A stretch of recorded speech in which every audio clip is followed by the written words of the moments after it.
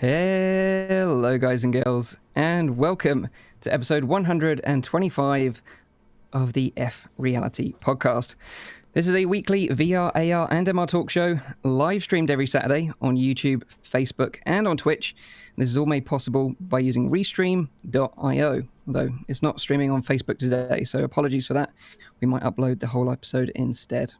You can also catch the show live in VR using big screen TV. The show goes live at 7 p.m. in Europe, 6 p.m. in the UK, and 12 midday in central US. You can also check out the audio version, which is available on iTunes, SoundCloud, and on Spotify. If you have any questions, comments, or feedback during the show, please put them in the chat. We'll try to answer as many questions as we can. Now, of course, it's time for me to introduce you to the team. First up, this guy's back from his trip to China, where he explored all that Asia had to offer in VR. This is, of course, Nathie. How you doing, dude? You all right? Yeah, I'm doing fine. Just came back before the apocalypse started. Exactly. Feels like you just missed it with all the stuff going on in China right now. I bet a lot of people have been asking you about it, right? You see, I risked my life to come back here to bring you some news about VR. I find it highly suspicious, Nathie, to be honest. Like, you go there for just once and then the whole everything goes country. to hell. I don't know. Yeah, no, maybe it was just me. I'm sorry, okay? I apologize to everyone. Yeah.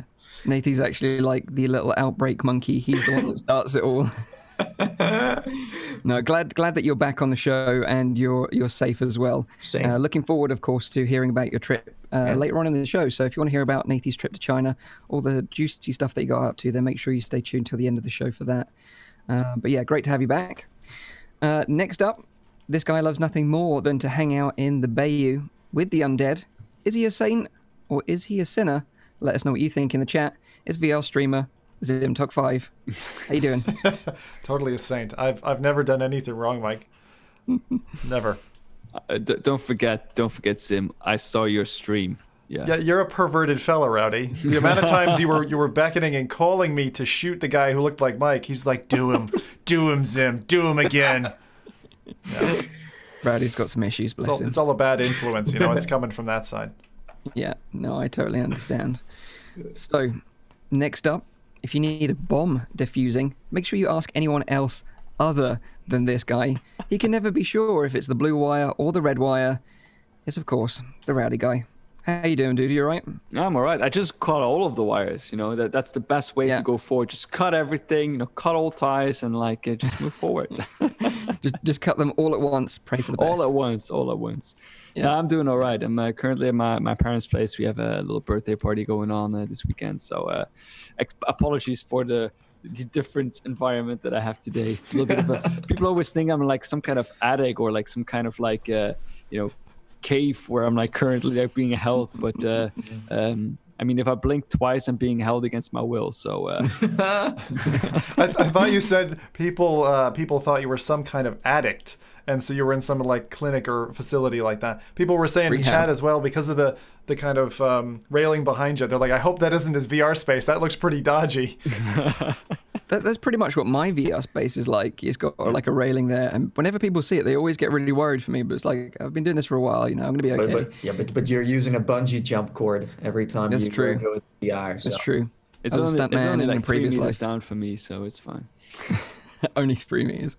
Yeah. Well, good to have you on the show, dude. Last but by no means least, if you don't know who I am, my name is Mike from Virtual Reality Oasis. We've got a great show for you today. Some of the highlights include we have some updates from the team behind Half-Life Alyx. Juicy. Anti-Latency are adding Oculus Quest support to their range of external trackers. Zim's going to give you the lowdown on the latest releases to look forward to next week. And then finally, Nathie will be giving us an insight into his trip to China and how the VR market is different compared to the Western market that we're used to. So very interested to hear more about that. But of course, first up, let's find out what everyone's been playing this week. Their highlight of the week. First up is Zim. What have you been up to, dude? Me, a breakthrough, a major breakthrough. Amidst all the negative news on the go, a little epiphany struck me in the middle of the week, and I was like, "Oh shit! I haven't tried this before. Let me try something." So I tried with my Oculus Go, with Virtual Desktop, to play Assetto Corsa, because my thought was, hey, it's basically 3DoF, and you don't need touch controllers. And so I thought that combination could work. And they just had a price drop, so this could be pretty awesome. And it works. If you have the settings in Virtual Desktop set to medium and you're on a 5 gig connection, it is as smooth as Rift S, and it looks nearly as good. Wow. Slight tonal difference in the colors. Other than that, totally raceable, totally drivable. I put together a guide on how to do it, but it's really quite simple once you've gone through the process once. And earlier today, I did a burn test to see from 100% battery how much time would you get without any external battery support. 75 minutes. So getting 75 minutes on a go racing like that, that's fantastic. And the total price of entry then is just the price of a Go and the price of Virtual Desktop. The Go I'm sure you can get for really cheap used, but even if you buy it new, it's £165 to join in as a racer, which is the same price now as like a G29 wheel and shifter essentially. And so you can get that combo. That's crazy. So for just over 300 quid, you can be a race simmer. That's nuts. So what racing wheel are you using with this setup right now? I'm using a G27, which is no longer in the market. But it's not. I think you could use anything. You could even use direct drive if you have a really fancy, sim racing wheel. As long as you've got drivers that run it, that shouldn't affect it at all. Because again, you're just communicating with your PC. But in terms of latency and stuff, I was just really impressed because it's running at 72 FPS solidly. Yeah. I might get 2 hiccups in an hour or something, but it's great. So just to clarify for those people that don't know, like Virtual Desktop, you still need a gaming PC to be able to run Assetto Corsa on your PC in VR mode. Yes. And then you're essentially wirelessly streaming the game to your Oculus Go. Yes. And then using the wheel and racing pedals that is connected to your PC still. Correct. Yeah. And the reason why it's so transformational is if you take someone who's sitting there with a single monitor and a racing wheel or whatever, and they're like, what am I going to go to next? There's kind of 2 main upgrade paths. Either you go for VR, which has typically been expensive, quite expensive. I mean, you're talking probably about 600 quid down to go that way. Or you go for what's called triples, 3 monitors around, thin bezels, and you go for that, which again is very expensive and more expensive than this offering. So to me, for anyone who's been on that fence of wants to get into racing, Windows Mixed Reality used to be the cheapest viable solution. And to have a Go now, the coolest part is being untethered and with a very comfortable headset and be able to race. The crazy thing is that I remember as a kid, I was always in awe of those racing setups. You had those chairs and the 3 screens that were mounted on top there, and you had the immersive kind of experience. And now you have something that is 120 euros or however cheap an Oculus Go right now is, and then you can have that same exact experience. Of course you need those other accessories like the moving chair, or you need the driving wheel, or the poke stick if you really want to go all in. But you eliminate the entire cost for those 3 massive screens mounted on your specific setup, and it's just better because it turns with you and all that kind of stuff. Exactly. So, it is so cool immersive. To have that I did not expect it to be fluid. I expected it to be choppy or interrupted, and that's why I was very curious, and I've done it through 3 different race sets now, and I'm competitive as much as I am with the Rift S. So I guess the limitation is the fact that it's 3DOF, right? So it's 3 degrees of freedom only, so you can't lean in and out of your cockpit. But you don't need to. You honestly don't. I mean, there's some people who've commented on to me that's oh well, what's the fun if you can't lean into the dials? I honestly almost never do it. The only time that it's really handy is if you're an F1 car, Formula type car, where you want to stand up and kind of look back behind you, to see while driving. Not while driving. When you're at the starting race grid, everyone's in their spots, and you want to just check out the field, see the 18 other racers. That's a really cool thing. You can't do that. Everything else with the head turning and it's great. Works great. So would this principle also apply to other sim games? Do you think No Man's Sky? No Man's Sky, no. Because you need controllers, 2 controllers. Of course, yeah. Elite Dangerous, I think, yes. I'm going to test it. People have been asking me Dirt Rally, iRacing, and stuff like that. I just need to try them. But anything that doesn't require 6-DoF motion should work this way. And that's a really inexpensive way in. So I suppose because you're substituting the input device for your steering wheel or a HOTAS, for example, you're negating the need to use the controller. So therefore, you're getting the full use out of it. Yeah, that's a nice little experiment. Yeah, and as I said, it's something that is just, and if anyone wants me to test something for them because they're like on the fence and like want to maybe buy it, that's the thing. It's just so cheap. It's such a cheap way in, and I bet you for $50 you could find someone who was really dissatisfied with the Go who's willing to part with it for that money. Yeah. Nice. So there you go. That was it. That was it for me. That was like my highlight of the week for sure. It's weird though when you talk about the Oculus Go. It almost sounds like you're a rebel or something. I know. Like, hey, let me show the people that this headset still has so much potential. They're still like, it's still useful. Okay. While other people say like, okay, throw it with the garbage, throw it at the trash because this headset is out of business. It's not. And that's exactly, and that's the part where, and I'm not trying to prove that. This just happened to come across my mind this week, and I always loved experimenting with these things, see what can happen. But there are so many cool use cases for the Go still, and I really think that the secondary market is where you want to go. I do think, in all fairness, when they come out with another Quest and the price of the Quest ultimately drops even more, that it becomes like a little bit more in the competition for the Oculus Go. I do think that, $3 then will probably slowly be phasing out. We see that now already, but now at this point in time, I completely agree with you that there's still a lot of use for something. That's something I didn't mention, but I will, and then we can move on. I tested the Quest as well, and the Quest has some really awful barrel distortion.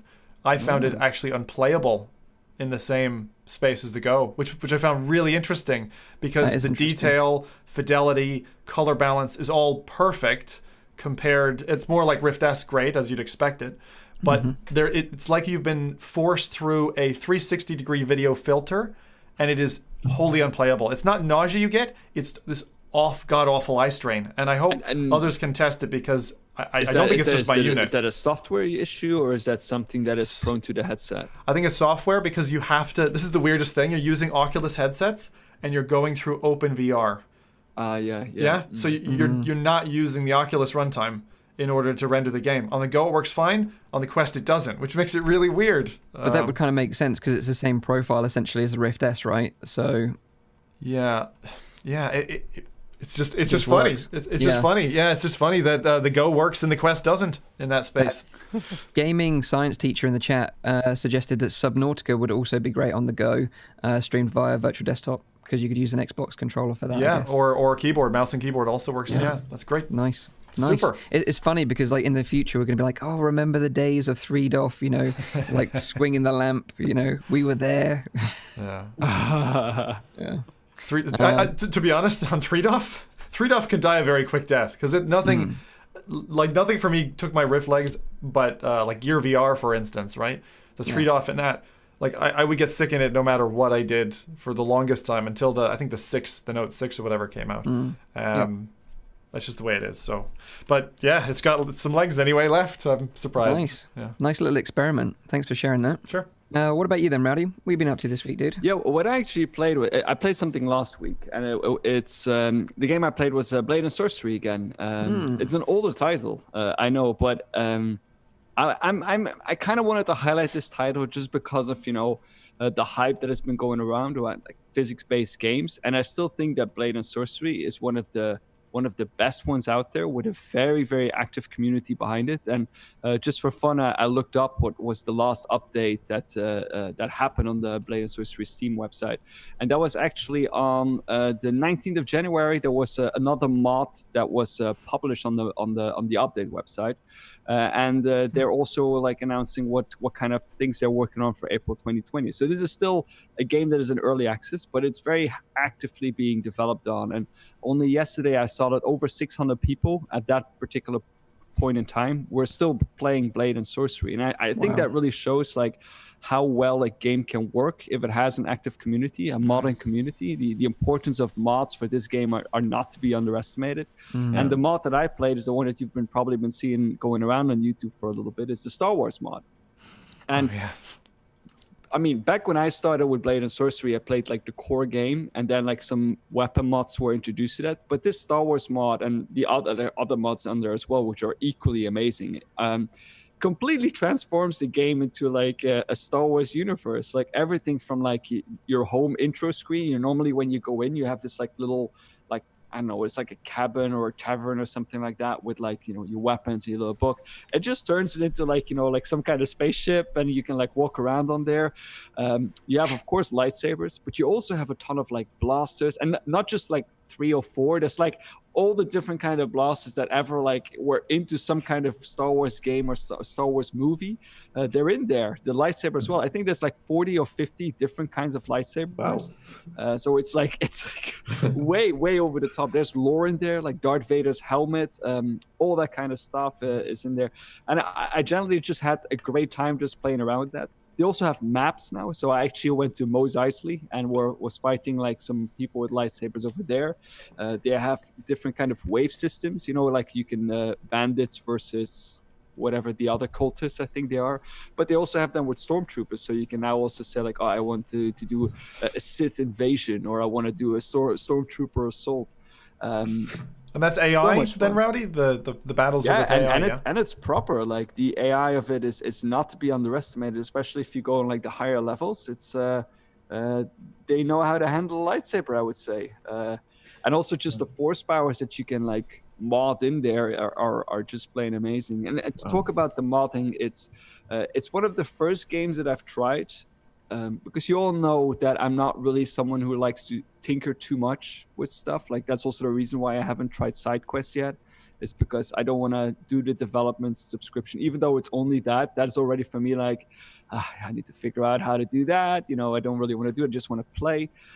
But with what they've done with Nexus mods, so just pretty much the biggest mod website, is that you can download just a mod manager. It's called Vortex. You just need to download that program, install it, and the way it's integrated in Blade and Sorcery is it's absolutely beautiful. Like the only thing you need to do is you need to go to the Nexus website, you subscribe to a mod, it will automatically download it into the mod manager, and then you can enable it or disable it in there. You don't need to do anything else. You don't need to put it in any folders. You don't need to like start messing with game files. None of that.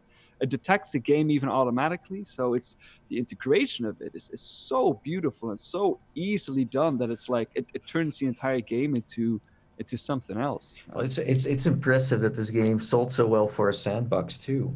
Oh yeah, but it still is, because I think I checked it yesterday and it had more players than Boneworks at the moment, which I think is still a very new game. But Blade and Sorcery actually beat them at that specific time that I checked. There's a lot of YouTubers pushing Blade and Sorcery videos is the thing, because and there's that lovely balance of like, oh, I saw it and now I want to do it. And I just checked this at this moment. So playing 17 minutes ago, there's 729 people playing and has a 24-hour peak of 807 people. There could be 730, really Rowdy. You could go right now. Yeah, it's true. Like if there's something I've seen a lot on my Facebook timeline, it's like Blade and Sorcery on these Lab Bible websites. It's also because it speaks to the imagination, of course, and it shows a little bit what VR is capable of. They have so many different kind of mechanics in there. You have climbing, you have sword fighting, you have guns, you have gore, you have all the kind of stuff. You have magic. There's so much stuff that is going on, and it can be very visceral as well because you can remove limbs and stuff like that. Wow. So I find it a really cool kind of sandbox game if you're into that kind of stuff. Nice. Mike, could you like kill an Ewok with a lightsaber in this title? Could you do that? If I could, then I'm sold. I'm in. What about? You're in. Okay. Whoa. Hang on, I got a question for Mike. All right, this is your mission. There's a little creature sitting on the rock. It's dark. You creep in. You've got a lightsaber. Right, Mike? And then just as you're ready to strike, you realize it's Baby Yoda. Do you take the swing? No, you can't. You can't. That's why I'm wearing my Mandalorian T-shirt right now. I'm representing everything that I stand for. Is all about saving Baby Yoda. Someone should really do that, where you can spawn in like Baby Yodas. You have to fight them. Fight a bunch of Baby Yodas. Yeah. But like Rowdy mentioned about launchers, like, thank you anyone who's ever put development time into being someone who created mods or mod launchers, like people who simplify the modding process. I remember like back with DayZ and Arma 2, I think it was the 6th launcher, and like trying to mod without that, incredibly difficult. But with it, like you say, it's like plug and play, like any baby can. And I really want to like it. applaud the devs for Blade and Sorcery for embracing that kind of system so rigorously, because I mean, it's you kind of give away your baby a little bit to the community and let them do it what they kind of want. But it's also the thing that keeps that game, fresh and keeps it alive, which I think is a very good thing. Yeah, and we're going to be touching on that later on with Half-Life Alyx as well, so make sure you stay tuned for that. But what about you, Nathie? Or maybe you just want to talk about what the chat played, because let's start with that. You played a lot at the show anyway. Yeah, sure. Let's start with the chat. Sure. So we have Watto UK, who downloaded 66 gigabytes of... What game do you think? Saints and Sinners. Okay, there you go. There you go. Daddy. He said that Oculus deleted it without warning him. Maybe they tried to prank him in a way. I don't know. No, I heard that. I heard a couple users saying that they lost their saves or something, right? Yeah, apparently. Strange. I heard that this week. Yeah, I heard a few people mention it. I think VR Bug as well. Someone else mentioned it. So it says what happened to my beautiful Marvel Powers United save game, But hey, Oh God. Rest in peace. Next we have Rift Asphalt, who played Windlands 2 with his brother in the morning. Awesome. Is anyone ever up to playing in the morning? I'm not really someone who plays VR in the morning. Rowdy only plays in the morning, right? Or a lot? I used to. Since I don't work anymore, I play whenever I want. Oh yeah, good point. You used to play at 6 a.m, right? Me? Yeah. Well, yeah. Before I had to go to work. I can't even think about playing I'm the anything well, I until play in the midday. morning, but that's usually 2 a.m., 3 a.m. Yeah. But Windlands 2, great co-op game as well. I remember playing with PSVR Frank when it first came out. That was a lot of fun. Yeah, no, it's a classic. It's a classic. Also, I can totally recommend Windlands 1, 2. If you want to get through the whole lore. So we also have Pyro, who played Persona 5. Sadly, he had to sell his headset because he needed cash. Oh no. Yeah. So maybe we should start a donation campaign. GoFundMe, yeah.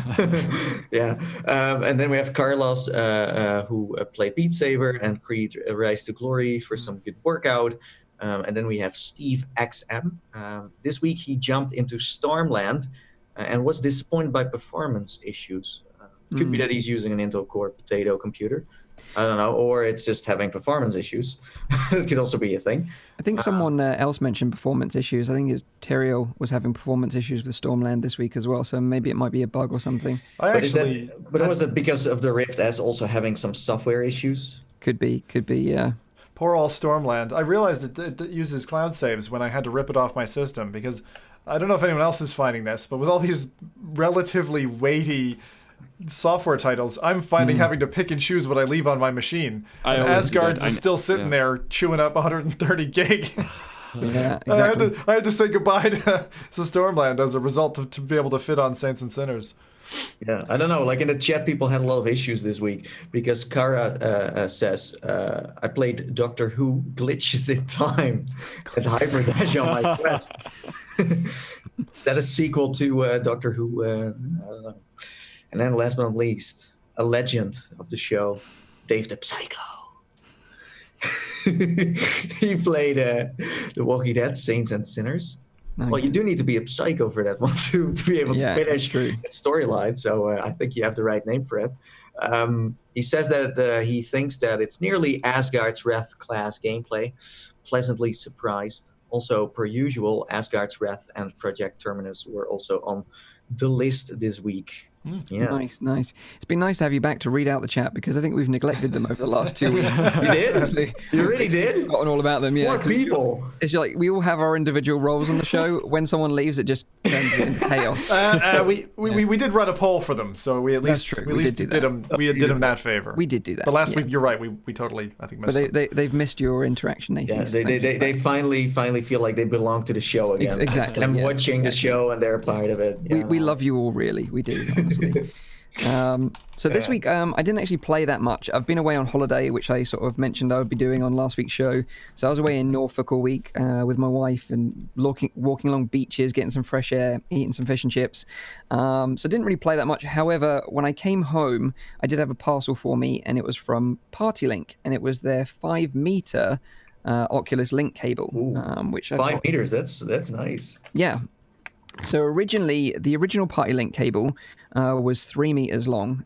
This one's a 5 meter one, so they're looking to directly compete with the official cable. So it's USB-C to USB-C, just like the official cable. And unlike the 3 meter party link, it doesn't come with the adapter, which is this little adapter here, which adapts it from USB-C to USB-A. So you don't get that with the 5 meter cable. You only get it with a 3 meter cable. So just be aware of that if you don't have a USB-C. So you will need a USB-C on your PC to use this new 5 meter cable. Now, the price of this cable is where its sort of strength is, because it's half the price of the official cable. So the official cable is like $79 whereas this 5 meter party link cable costs $37.99 and ships worldwide. So I tested it out this morning. I just wanted to see how it performs, because the original party link, it worked in some use cases but not in others. So I was a bit sketchy about it, and sadly it's kind of the same deal with this one. So on my PC case, there's a USB-C port, and it works fine using the official cable. Doesn't work using the 5 meter party link, or the 3 meter party link for that matter. It also didn't work on the USB-C expansion card, which is like a StarTech expansion card that I've installed in the PC just for testing for people that don't have a USB-C that may have wanted to buy an expansion card to add one. It doesn't work with that either. Unlike the official one, which did. However, it does work with my RTX 2080 Ti using the virtual link connector port, which is USB-C essentially, just like the original 3 meter party link cable did. But it did work on my motherboard's USB-C port, which the official cable didn't. And I'm thinking what is the reason? Wait, the official one doesn't? Not on my machine, and I think it's because the connector is a bit more chunky, so it doesn't quite fit in all the way, whereas the Party Link one does. I think it's just my motherboard, really. I haven't really tested it out any further, but so just to clarify, the 5 meter Party Link, if you're interested, it doesn't work with the USB-C port on the front of my case.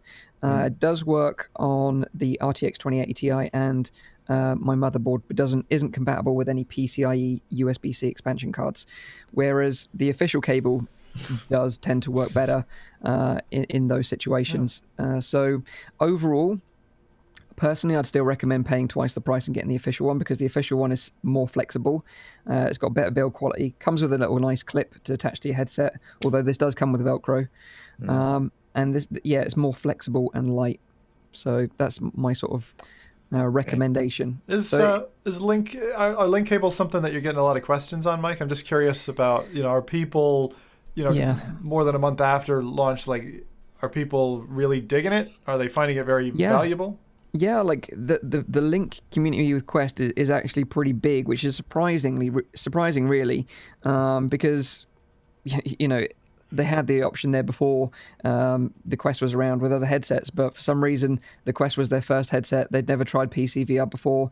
They bought the Link, and now they're experimenting with PCVR for the first time. That's the general sort of feeling that I get from the community. So there's a lot of discussion around cables, which one works best, which offers the most value for money. And obviously the general consensus is that the official cable is too expensive.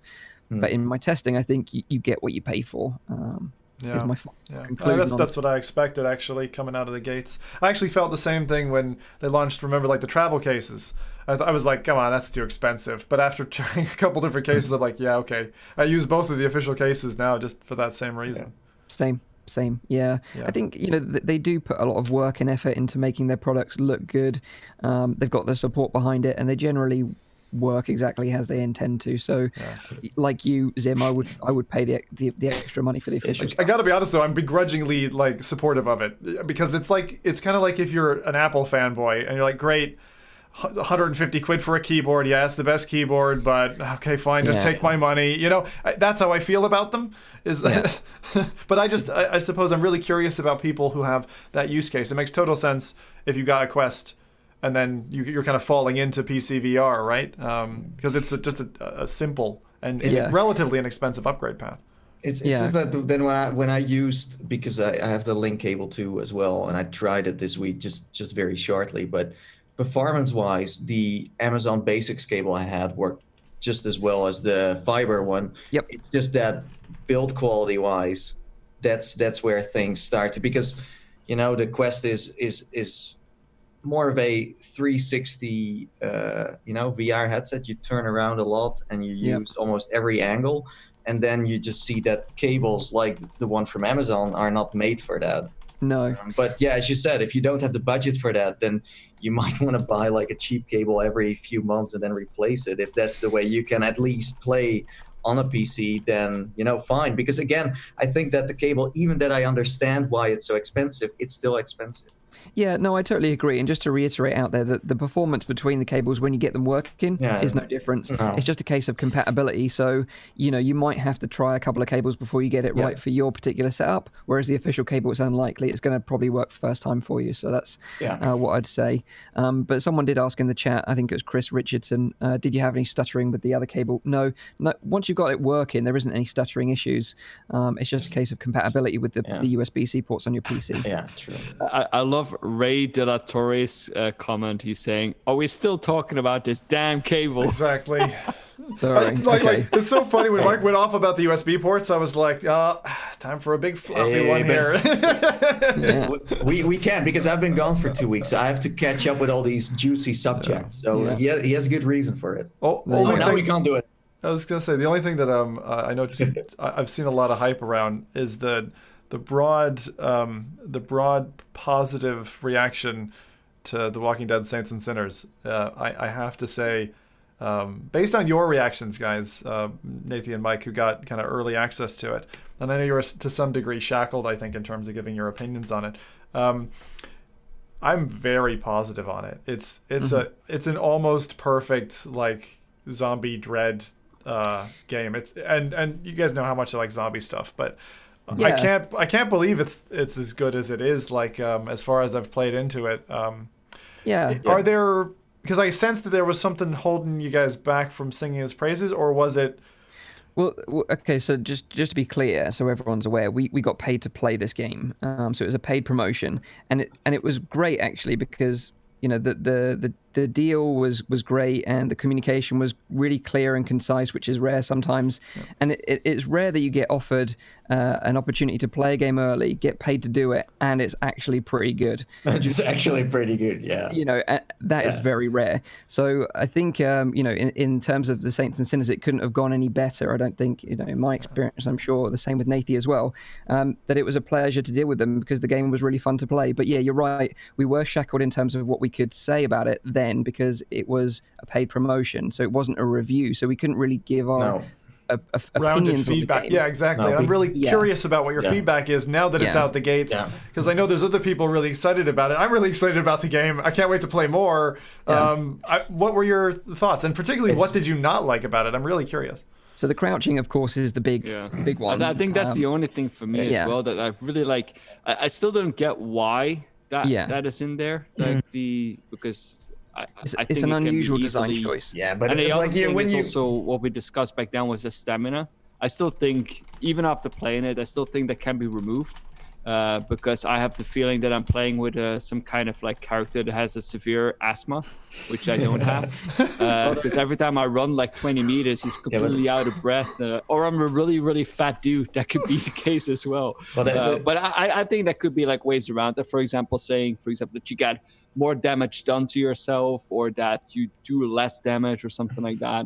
But only that, not the run. Like the thing is, they could, if they wanted to, like add a mode where you can turn it off. But the problem is then the whole progression system of how you craft is becoming unusable, because you can, if you want to, buy a pair of new shoes or upgrade them so you get more stamina. So you can actually, that bar that you get at the start can be upgraded, so you have more endurance. It's not that I would remove specifically. I would still keep that, but I wouldn't have it like affect, like for example, the thing that comes in the screen. Like that blackness. Yeah, but the things in the screen is always super dumb. Like, do you have that on? I don't have that at all.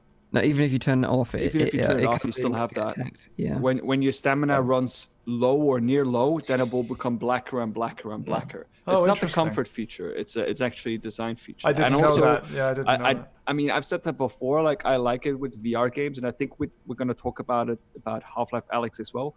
I like it when the characters are mute, because it allows for me to be more immersed with the character. This is not the case in The Walking Dead, because the character has a voice, he grunts, he makes noises. For me, I prefer to have an option to turn all of that off. You mean the protagonist, the player, the player character? Yeah, exactly. Yeah. Since Half-Life is known for having a mute. Well, the one thing I wanted to say on this about the issue that I think we all have.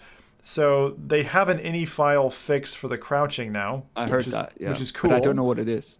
And it looks easy to implement. I read an article about it. And they've said, like, we're listening, we're going to fix it. My concern was if they had developed this game as a kind of a 2-mode only, you might not have the ability, for instance, to get on hands and knees, look into a barrel, and see that it was fully animated. Like, they might have taken shortcuts in the scene, and so far from the response, it doesn't sound like that's the case. They're going to have to go remodeling. I think the reason is because the game has also been able to play seated. Exactly that is point. why they've implemented that. But that's why I find it a strange. But there's PSVR support, right? There's going to be a PSVR version of this. So it's just let's say in terms of freedom of movement, it's very arcadey, where it's also not room scale in a way. Yeah, see, I didn't really have that feeling. I know there are limitations to my walking area, but I did feel as if I was part of like an open world for the majority of that I was playing. Even though there are certainly, I think the limitations that are in place for as far as because I've only played it for about 1.5 hours, I do feel like the limitations that are in place are very natural and are not really things that bother me as much as it feels like a closed world. Like Asgard's Wrath has that a bit more with like the dungeons, but for this still feels very open. Okay. I liked it. I think it was. I think it's the only. There's very little I can pick on it. I think the voice acting is very well done. The upgrade crafting system is great. The interaction that you have with characters is nuts. And the fact, I think some of the stuff like certain corpses are fixed objects and clearly aren't going to get up and hurt you. And the interaction that you have with those is a little different. I mean, there are places where you can lop a head off or whatever, but I'm just looking forward to where it's going. All I can say is that the introduction up to the point with the boat and everything. Oh man, I haven't like yelped out of fear in so long. I forgot what that shot of adrenaline was like. Like now there's this like sense of dread and like feeling trapped. Like when you go back to an alley which you previously cleared on the way back home and you're like low and you don't have any weapons or whatever, and then it's 3 walkers are there or whatever. Like that is terrifying. And I don't know. It's very good. And also it's so dark. I love it. Not only visually but also how gritty and how awful like the storyline or like the thing is. Like as soon as you get into the game, like the first kind of shots that you see is already like, oh. But they did a creator thing. Be a lighthearted game. They did a creator thing. I don't know if this is based on feedback they got. They gamma balance the mirror window because I was like I'll outsmart them, right? Because most devs don't think about this, that people are going to be streaming it. So you have to kind of capture. So I captured with Oculus Mirror for the first like hour. And then I noticed my wife was watching it was like quite a bit lighter shade. And so I switched back to the window. It's wider field of view and it's like a little bit grayscale so that you can view in dark scenes. They did that perfectly. Really exemplary job. I didn't notice that. Yeah, really cool. Yeah. So, I was talking more about the storyline that I find it really a dark and gritty kind of. It's a great start of this year, and it's strange to be talking about a good game for once. That is actually like legit from gameplay to story to almost everything. Like almost also, everything. We have Paradise Decay saying, I've heard rumors that the game picks up any talking in the mic and this can trigger zombies. Any truth in that does anyone know? I've experienced that myself. I have. Like I've been in the house and all of a sudden I was like, because I'm fairly loud. You guys probably know. But I heard my own echo in the house and I was like, what the heck is going on? And I was like, playing around with the echo and all of a sudden I saw a zombie like storming upwards. I was like, oh shit, I need to get out of here. So I don't know if the zombies are actually triggered specifically by the sound of my voice or the stomping of my feet, which could be it as well. I got fairly loud feet as well. But there's definitely like the game picks up audio and returns echo in certain environments. That's cool. definitely a thing. That's That's cool. That very sounds like neat. Alien Isolation. Yeah. Yeah, what I think is extremely creepy about this game in particular is that the zombies look you straight in the eyes. So also parts where you almost think they saw you and then they're looking at you in a way. It's like super scary. It's great. rude of a zombie to not look at you in the eye whilst eating your face. It's just the way it is. Yeah, okay. It's the rules. Fair enough. Etiquette, zombie etiquette.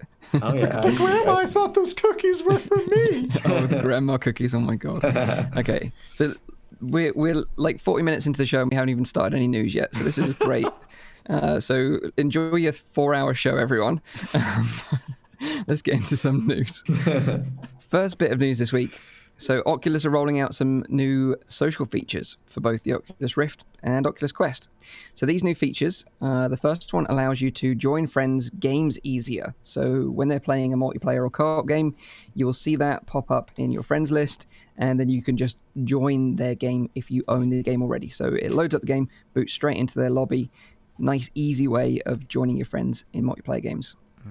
The next one is that you get notifications in the headset and also on your mobile phone if you've got them enabled, where you can see if your friends are beating your high scores in games such as like Beat Saber, Space Pirate Trainer, for example. So it kind of encourages you to go back, try harder, beat them again, and have this like little back and forth between your friends. I think they're listening because we asked for this specifically a while ago, a couple of months, but I'm so happy that they implemented that because in games, just independently in games, forget the platform, that's a great reason to return to a game. You know, it pulls you back in because you're like, oh, no, you didn't. I'm going to... Yeah, exactly. Yeah.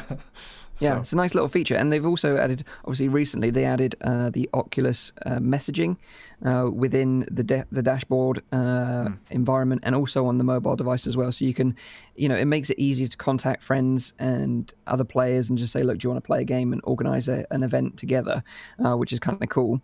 But of course, to take advantage of these social features, you've got to link your Facebook account to your Oculus account. Yeah. To take advantage of them. Yeah. And obviously there's a bit of a mixed opinion on this. Some people, don't want to use a Facebook account or don't have one, or if they do have one, they don't want to link it to their Oculus account, which is understandable. But I think the problem is here is that you're going to be missing out on some really fun experiences not doing that. Because some of the best experiences I've had in VR, a key part of it has been the fact that I've been with other people or with my friends, like Nathie, trying crazy stuff out in like VR chat, for example. So if you don't have that, you're kind of going to be missing out a little bit, especially when Horizon comes out. So I do understand both sides of the argument. Personally, I'm not that fussed about linking my Facebook account to my Oculus account. Then I think in the end you bought a headset from the wrong company. What if you have a problem with it? Yeah. Yeah. Well, at this point now, like when you got a DK1, DK2, CV1, then it was still like, True. But now we're at the point where it's like, true. But at the same time, I still want to say like, I would not. And I still don't think I'm going to do that, link my personal Facebook account to it, because I don't know what is being tracked. Like, I want to know what kind of information. Okay. And I can probably find that somewhere, but I can tell you. I do think they need to be more transparent on that. Yeah, Go ahead, so I Mike. can tell you what data is going to be tracked, because I did a little bit of digging, and it says on their support page what will be tracked. So this is from them. If you log into Facebook on Oculus, Facebook will use information related to your profile, presence, and activity on the Oculus platform to provide and improve your product experience across the Facebook family of apps. This information is also shared to provide you with more relevant content, including ads. Here are examples of the information shared between Oculus and Facebook when you choose to log in via Facebook. The VR apps you use, so we can recommend new apps that you haven't tried before. So that I haven't got a problem with, them recommending games based on the games that I like. That's fine. Yeah, exactly. Your Facebook friend list, so you can join your Facebook friends who are also on Oculus in VR if you choose to. So that is optional. Invites and acceptances for events that you create. So that's only if you're creating events yourself. Information like your name and messaging metadata for chats in Oculus so that Facebook can send those messages. Wait, what? Messaging metadata? Yeah, so if you're using the messaging app, they are tracking that data, whether you're using it or not, I guess. The Facebook messaging app. No, the messaging Oculus app. There's now an app integrated into, for instance, the Quest. If you message people in there, Facebook has metadata access to that. Yep. Whether you're using it or not, so they can pass those messages on is their justification for that. No. They can also pass the messages on, or can they pass the metadata on? No, they don't say about passing any metadata on. It's just for them. So they don't share this with third parties. They've never said anything about sharing this with data. But they do have access to the messages or not? It says information like your name and messaging metadata for chats in Oculus. So not the actual messages themselves. No. Don't worry, your eggplants are safe, Rowdy. Yeah. Safe. Your photos and related content like captions, likes, and comments, if you use the Share Photos feature to share photos from within VR to your own personal Facebook timeline. So that's obvious. If you want to do that, then you have to enable that.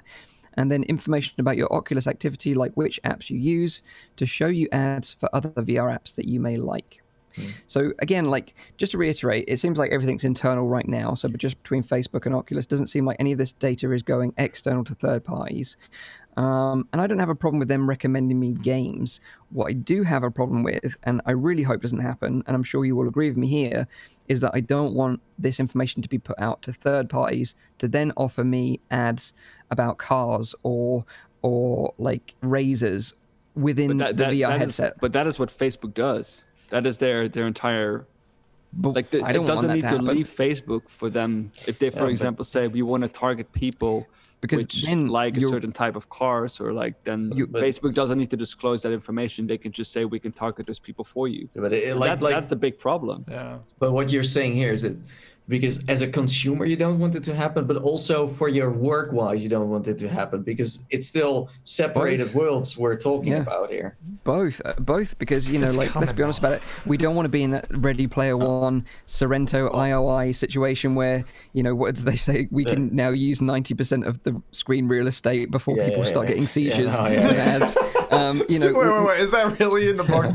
It's in the movie, actually. The thing for me, what makes this so complicated is that I just don't want to use my private account or because my whole VR thing that I'm doing is also my job, and that's my private thing, my account, and they still haven't given me the option to say, hey, Nathie, you got a page, you want to link that to your Oculus account, fine. But if I share it, you're going to see photos that I'm not sharing.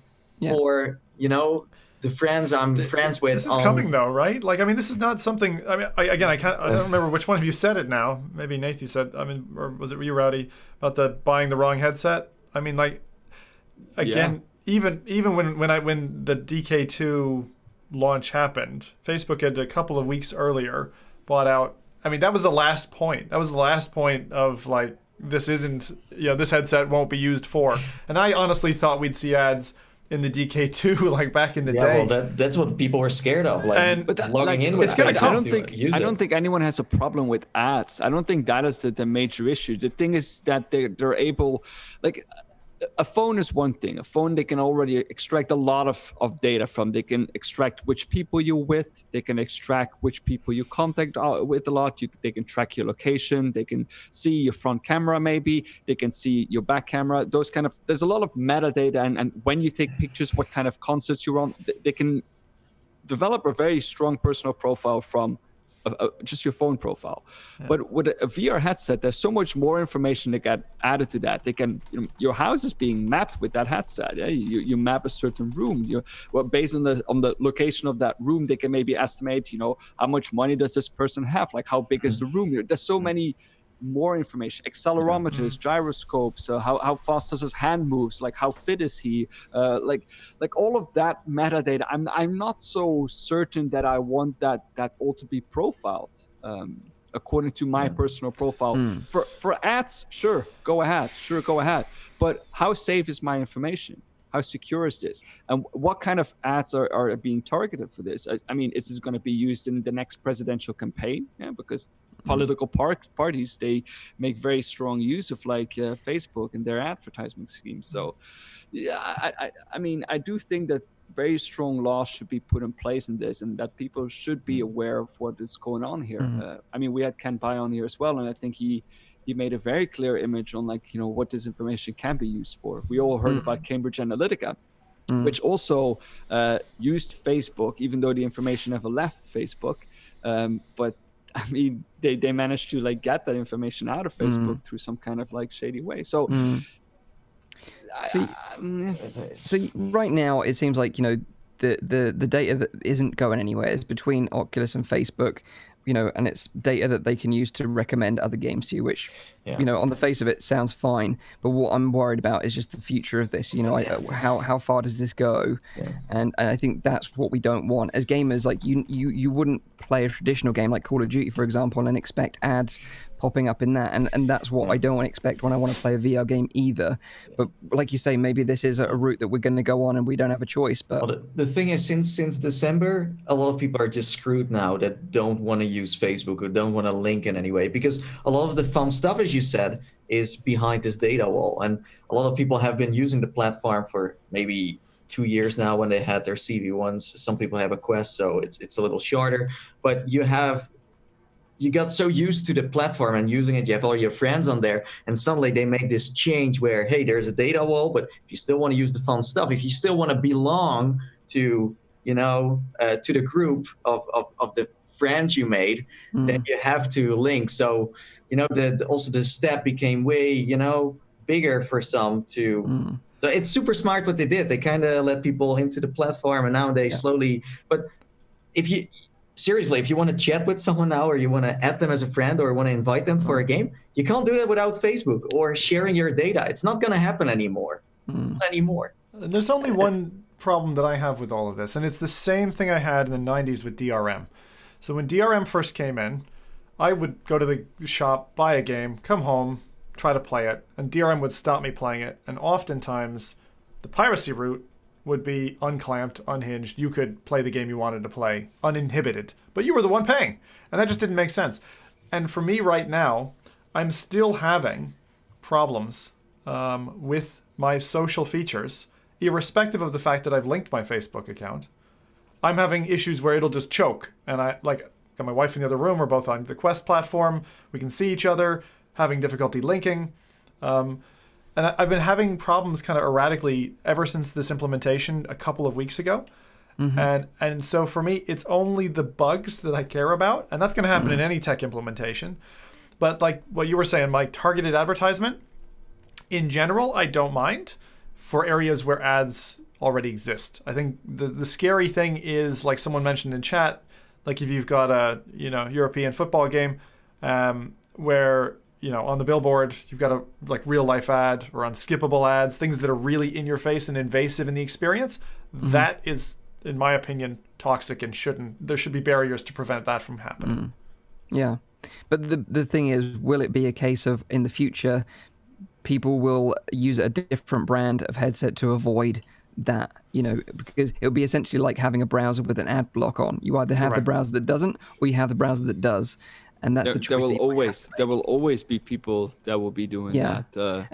And I think that is, I mean, there are entire operating systems that are in place that do that as well. I use one myself, so And the thing is as well, like, you know, we should stress here that what we're saying in these like worst case scenarios are hypothetical right now. You know, this isn't something that's happening right now, but it's just how far does this go in the future is the concern that I had. I kind of wanted to put it out there. Well, I mean, it is in a way it is happening right now because they're collecting information and they're doing that specifically to make a personal profile. And how far that personal profile goes, they don't tell us. They give us examples by saying, oh, which game you like, but are they also going to say, like, you know, later on they're going to, you know, some, I don't know, like a health insurance company that might want to figure out which people are actually a little bit too big and would like to get like a health insurance or like not get a health insurance, or, you know, there are things that there's no clear regulation around that, and I think that there should be. Simple as. So there we have it. There's some cool social features coming along the way. You need a Facebook account to take advantage of them. And who knows what might happen in the future in terms of our data, but it is what it is. But there are other platforms, of course, if you're concerned about that. But at least you can kick the ass of someone who's taking your Beat Saber top score. Yeah. Yeah, exactly. Okay, so from Facebook, let's talk about a product that's being kickstarted as an accessory for the Valve Index. which is, of course, is a headset that maybe won't advertise ads for you, but who knows? Maybe Valve will go down that route as well. We never know. So this product, it might be useful for you if you find yourself getting hot and sweaty in VR, playing games such as Beat Saber and Pistol Whip. And this product is called the Chill Dex, and it's designed to make your Valve Index nice and cool, and so it doesn't overheat. So this is like the Vive and Chill 2.0. Exactly, the Vive and Chill for the Valve Index. And this is actually one of the first products that I've seen to take advantage of the frunk, which is like the recess at the front of the Valve Index. The first official one, basically. You mean the weird ass plastic enclosure that has no purpose? Yeah, the recess.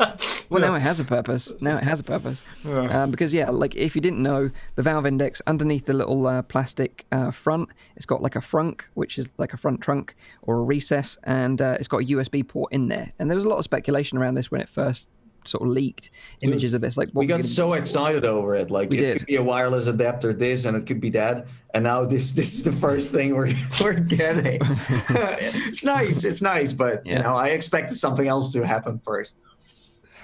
Yeah, exactly.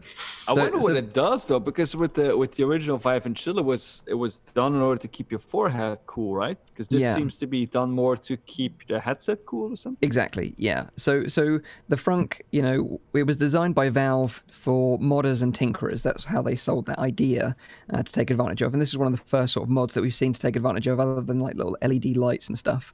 But the Chill Dex module is basically two small fans in a neat little sort of plastic case, and you slot that into the front of the Valve Index, and it's powered by the USB port.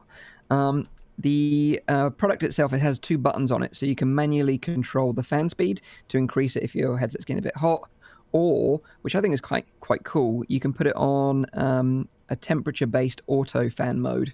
So as soon as your headset starts getting a bit warm, it detects that, starts pumping up the fan speed a little bit more to cool it down. I don't know. This is all just saying noise to me, and that's why they have the control there. Well, the fans are touted to be ultra quiet, so they don't disturb you whilst playing your VR games. And once the front cover's on, obviously it's hidden from view. You don't actually see it externally anymore. It's just kind of hidden in the front underneath the plastic front of it. How does that you can't just trap it in the headset and then move it around like this? It's got to be open, no? So it has got gaps around the edge of that plastic section, so it could suck in air from there, I guess. Or if you're really that concerned, you can play with it off, but it's up to you. So this device, it was created by Kyle Fredericks, who was fed up with having like a sweaty face after VR sessions, and he says that he created the Chill Dex and it now solves the problem. Cool. So right now, the Chill Dex on Kickstarter is raised 38,000 British pounds. It's actually a Canadian company. He's based in Canada, but the equivalent in British pounds is 38,000 pounds raised, which is over their initial goal, double, in fact, their initial goal of 14,500 pounds. If you're interested, there is only 8 days left of this Kickstarter campaign, and to back the product and the project, it will cost you 50 Canadian dollars, which is about 30 British pounds plus shipping. So you're talking about 40 to 50 quid in total for this device. And ideally he wants to have them shipping out around April time after the release of Half-Life Alyx. Okay, so there's been a little bit of a development. Since this device has not been released yet, I am going to start a venture together with Sony to make the first VR mod for the Index, and it's going to be helium balloons that you can insert there to make the headset a bit lighter. He just came up with that idea. Nice. I paid for it. So. Nice. Amazing. Do we all get dibs on this, or is this just a deal between you and him, Rowdy? No, we're going to sell it. So how much are you willing to offer? Oh, okay. So we're all in on this. So next podcast, it's all going to be like a helium tone? Helium. Yeah. We're always down for a new sponsor if we can, collect some helium balloons. Fine, So Mike, are you going to get this for your Index, or? Do you know what? I've already backed this. Oh, you backed it already. I actually backed it. However, I must clarify though that I back weird and wonderful things. I back the weird things. You mean the Pimax? that as well. That's a very good point. I did back the Pimax, and I also backed the smell thing. The smell. The one that got banned. The Feel Real thing. The Feel Real. Yeah, I backed that as well. Oh, so wow. Did you get your money back for that? No. No, well, they still don't know what the situation Mike has lost so much money over these inventions. It's crazy. The thing is, like, I do it for two reasons. I do it because I'm intrigued, and also for science. So, either way, I get to like make a video about it. Either way, I guess. So, it's kind of a win-win situation. It's still like I think this is great for people that are playing, in these intense play sessions with their index. But from my perspective, I've never had a problem with the front plate or the headset being hot. But again, I'm not playing for 4 or 5 hours. I play a game, record it, and throw it on YouTube. But no, I never had an issue with that. So a lot of people say that the index gets hotter than other headsets, and I haven't necessarily noticed it myself either, but I thought, well, it's an interesting product. This is the first I've ever seen something like this. I'll give it a bash. So when it arrives, I'll obviously let you all know, but I thought it was kind of interesting product just because it was one of the first front. I think it's nice to fill up the front too. If this is something that's actually legit, then I'm happy to buy one and put it in the front. I would love to decorate my headset a bit more. So one of the chat, Oni K's, has an amazing suggestion. He says, how about you fill the compartment so it releases fire ants when you get shot in the head in a game? So your head gets covered in ants. I'm telling you, we're getting a lot of good ideas from the chat here. I think we should actually capitalize on this. I don't know. Maybe I'm the only one, but I think it's a bad idea. I think it just adds weight and noise. I don't know, Zim. I think not the fire ants. Fucking hell. Of course, fire ants is a bad. Have you ever sat? I used to live in the Caribbean. I sat in a fire ant nest. I got stung all over downtown. In VR. No, you don't want that. Not in VR. But no, like I don't know. This thing looks. It's not just the kind of indie created hardware side of it, because I've read about it, and I think it was like 7 years or whatever the hardware designer has been doing electronics. But I really think that the frunk, to me, unless they've got some surprise ace up their sleeve, is nothing more than a design flaw. I think that having the USB connector in there, positioned where it's positioned, makes creating useful devices for the frunk incredibly awkward, and I think it's an almost useless space. The best use I could have for that space is store a chocolate bar in there in the headset. Store Snickers, get hungry, pop it out, snack in the middle. That's it. That's it. Yeah, sorry. Yeah, like I wanted to say, like Zim, I don't know why you're so concerned. As long as your bald friend wastes his money on this stuff, you're going to be fine. So again, like if this is good or not, and Mike's going to be like, hey, breaking news, I wasted my money again. And, we can just enjoy it for a moment. And we're like, okay, thank you for doing this for science. And, we can go to the next invention. Yep. Sacrifice my wallet for you guys. Yeah. But also, like, if you think about it, if you're going to keep like a penguin in the front, like a penguin is a chocolate bar in the UK. That's dangerous, that is. Got biscuit in it. Dangerous. That's liquid chocolate. You don't want it to melt, though, do you? You're not going to have space for a penguin and this fucking USB dongle? How many penguins do you think you can fit in the front? 2? I think 1. I'm really two maybe on top of each other. Maybe, but they're pretty thick. For science. Okay, I'll buy some penguins tomorrow. I'll let you know. Right, so that is the Chilldex. If you want to keep your headset cool and sacrifice the room that you have for penguins, then the Chilldex might be the product for you. Windex. Penguin Dex. Oh, that's so bad. Yeah. Right. Next bit of news is about Half-Life Alyx, as we had a few updates from the game, about the game this week from the development team from Valve. And they had an AMA session, which is an Ask Me Anything session, on the Half-Life subreddit this Wednesday. A lot of interesting stuff came out of this AMA, so I thought I sort of picked out some of the most popular ones, and I'll sort of read them out. Bless us with juiciness. Yeah, have you guys got any, or shall I just go ahead with mine? No, you can share yours. Sure. Okay. So the first question was, how many people are working on Half-Life Alyx? And they said right now is around 80 people, which puts it as the largest single team we've ever had at Valve. Wow. Which is pretty impressive. Like, especially if you consider other projects. Sounds like a prepared answer, though, a little bit. 80 people, though? No, it's a substantial. That's the size of large development studios. Well, it would be a shame if you didn't count right and you missed one, right? So that's why the answer is so... The 81 is now going like, summer intern? Yeah. I didn't count. I'm just an intern. Yeah. So we thank you, 80 people that are working on Half-Life Alyx to bring the game to us. We really appreciate it.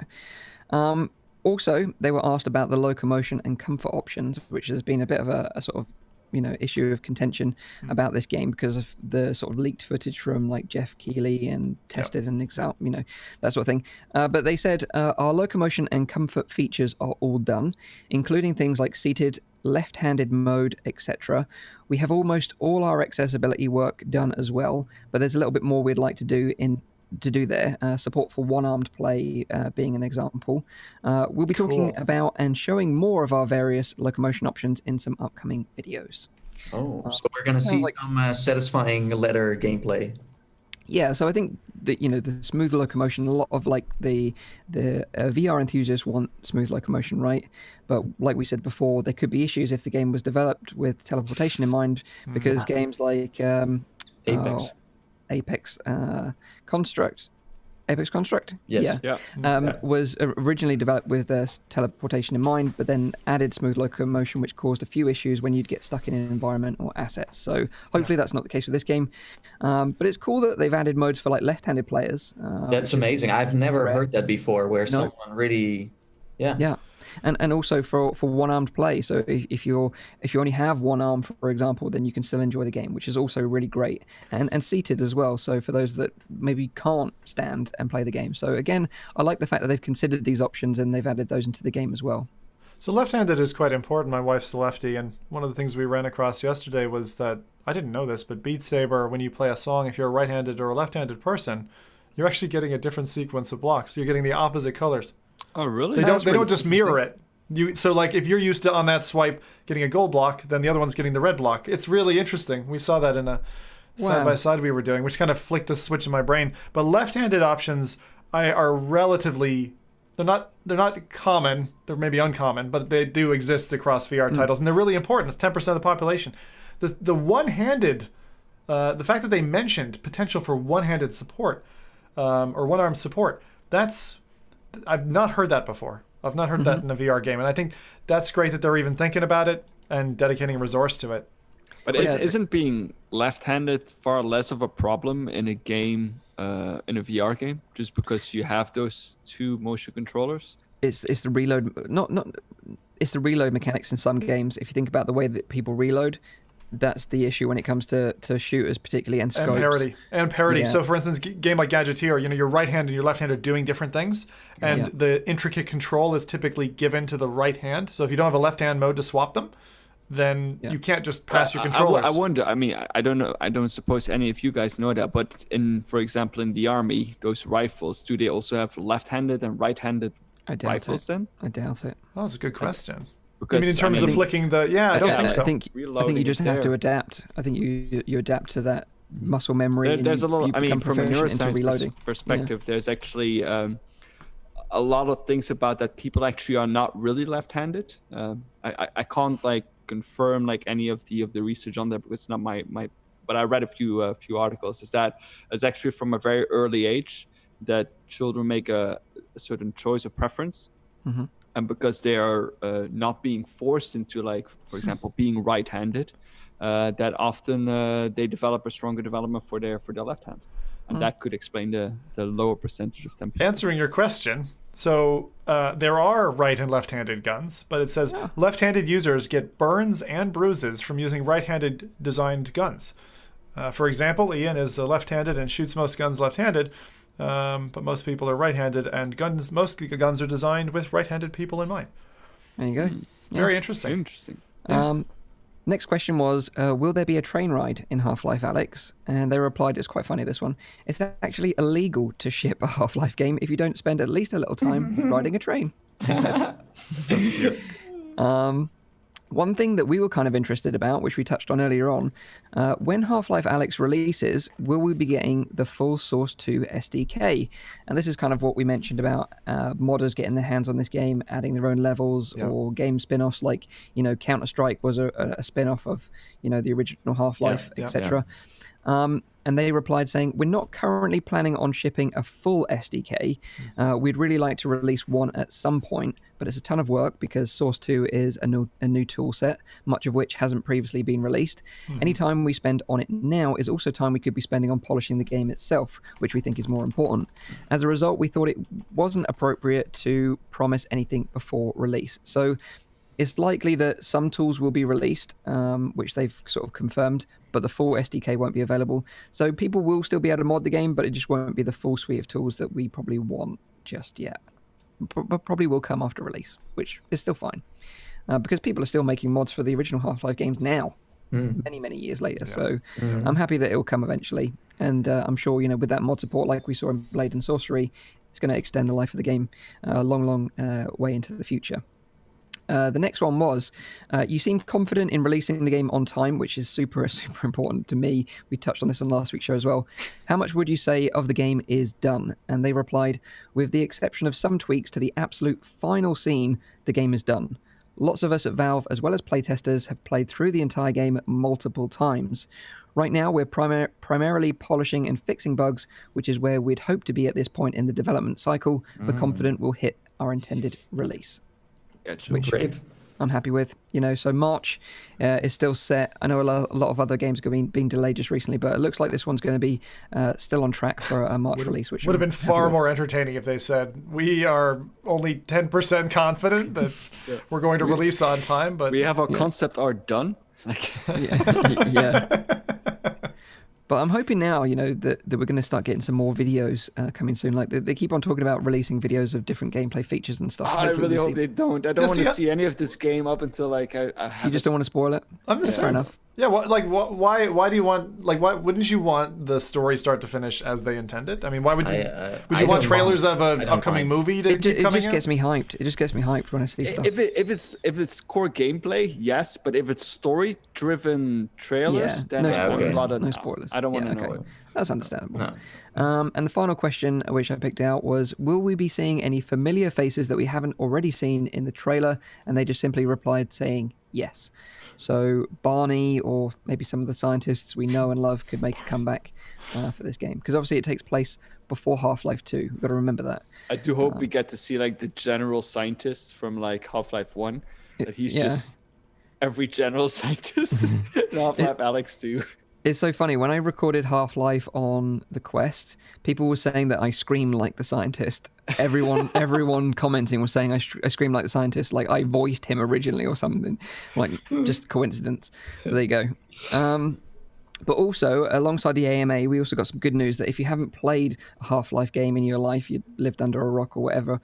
I think Zim is one of those people, aren't you, Zim? No, I bought and played all the Half-Life games. Someone, I can't remember who it was now. I haven't played them from beginning to end.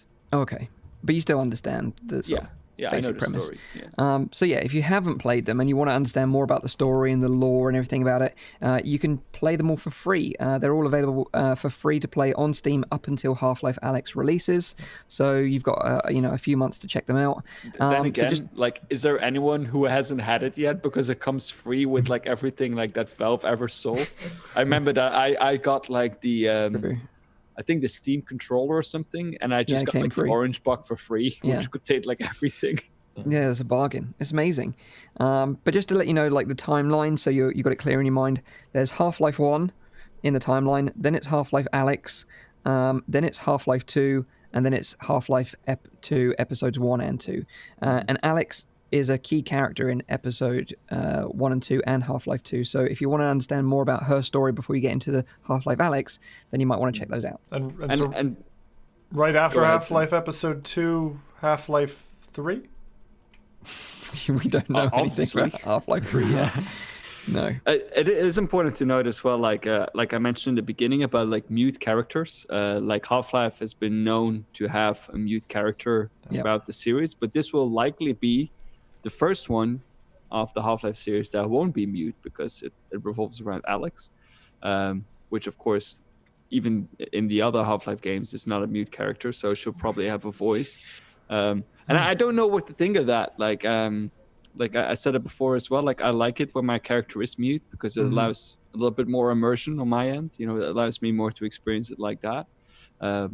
But I mean, it's Half-Life, so I'm not going to complain. Yeah. I think they do it really well in like Arizona Sunshine. I like the kind of overarching narration at certain segments, but not the I'm in a video watching who I'm supposed to be interacting with someone else. Mm-hmm. I prefer it that way because then it feels like it's kind of coming out of you and it's part of the story then. But I'm kind of with you, Rowdy, in terms of immersion. It does allow more for the imagination when you don't hear yourself speaking. Yeah. I think the most important thing I learned from this AMA is that, first of all, if you want to get rid of a head crab, you can just throw a bucket on it.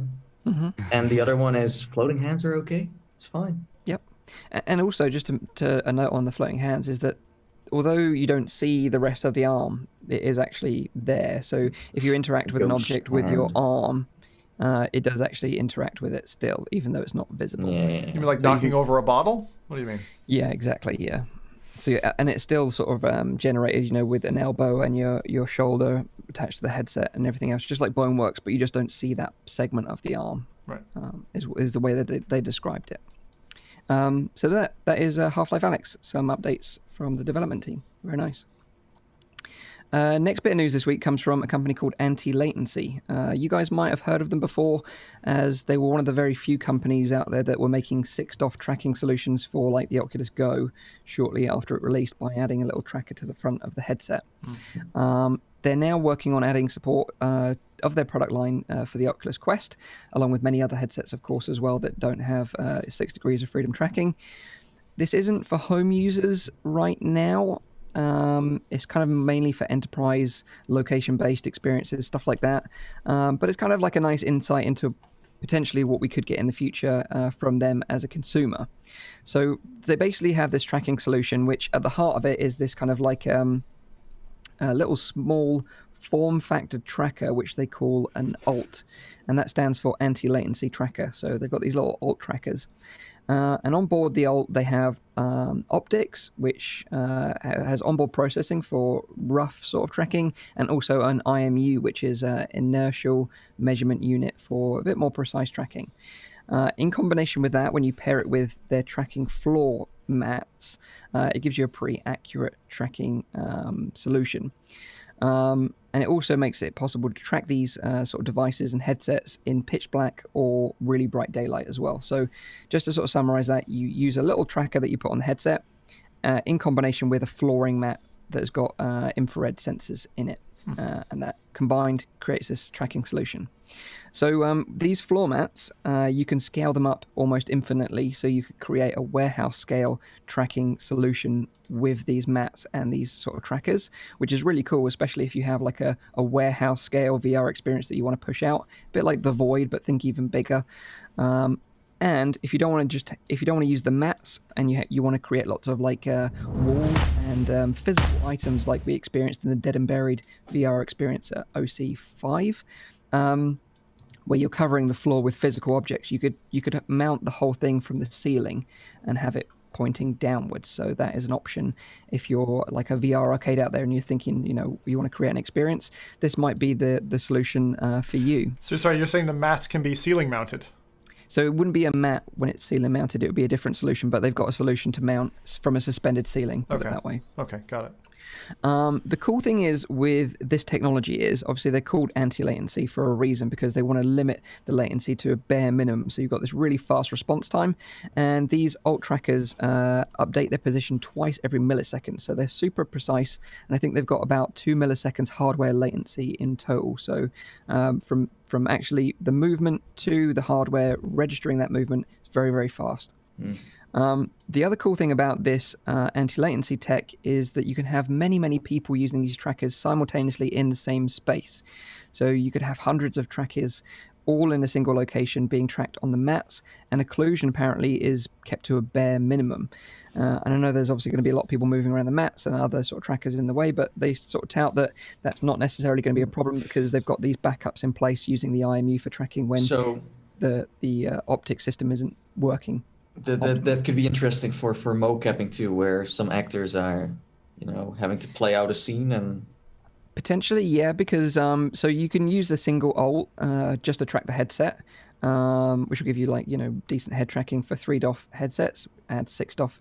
And then if, like for the Quest, for example, you can add that to it if you wanted to, not like you would have to. But the cool thing is that you can add additional alts to track your hands, feet, and objects, like physical objects. So you could have one to track a gun, for example, in like a shooting experience or a VR experience. But with the Quest, you can add them to your feet or your legs to add full body tracking and have a full body tracked experience with the Oculus Quest, which is kind of interesting because apparently the alt is going to plug in using the USB-C port on the Quest to keep it charged. So that's kind of neat. They've also got a product called a bracer, which is when you sort of have this strap across your hand, which you add an alt to, and then that can add hand tracking, but you can also use physical items at the same time, again, like a gun, for example, which is, again, more for sort of location-based VR experiences where you're working as a team and shooting enemies with multiple guns and stuff, for example. So it's really cool tech. Like I said, the reason why I sort of mentioned it on this week's show is that they've added Oculus Quest support. So, you can add feet tracking. The controllers will obviously still be hand tracked if you're using the controllers, or you can get rid of them completely using the bracers and the alts to track physical items. So it might be that we see Oculus Quests being used in more location-based experiences using this technology in the future. Because the other cool thing about this tech in particular is that it's relatively cheap.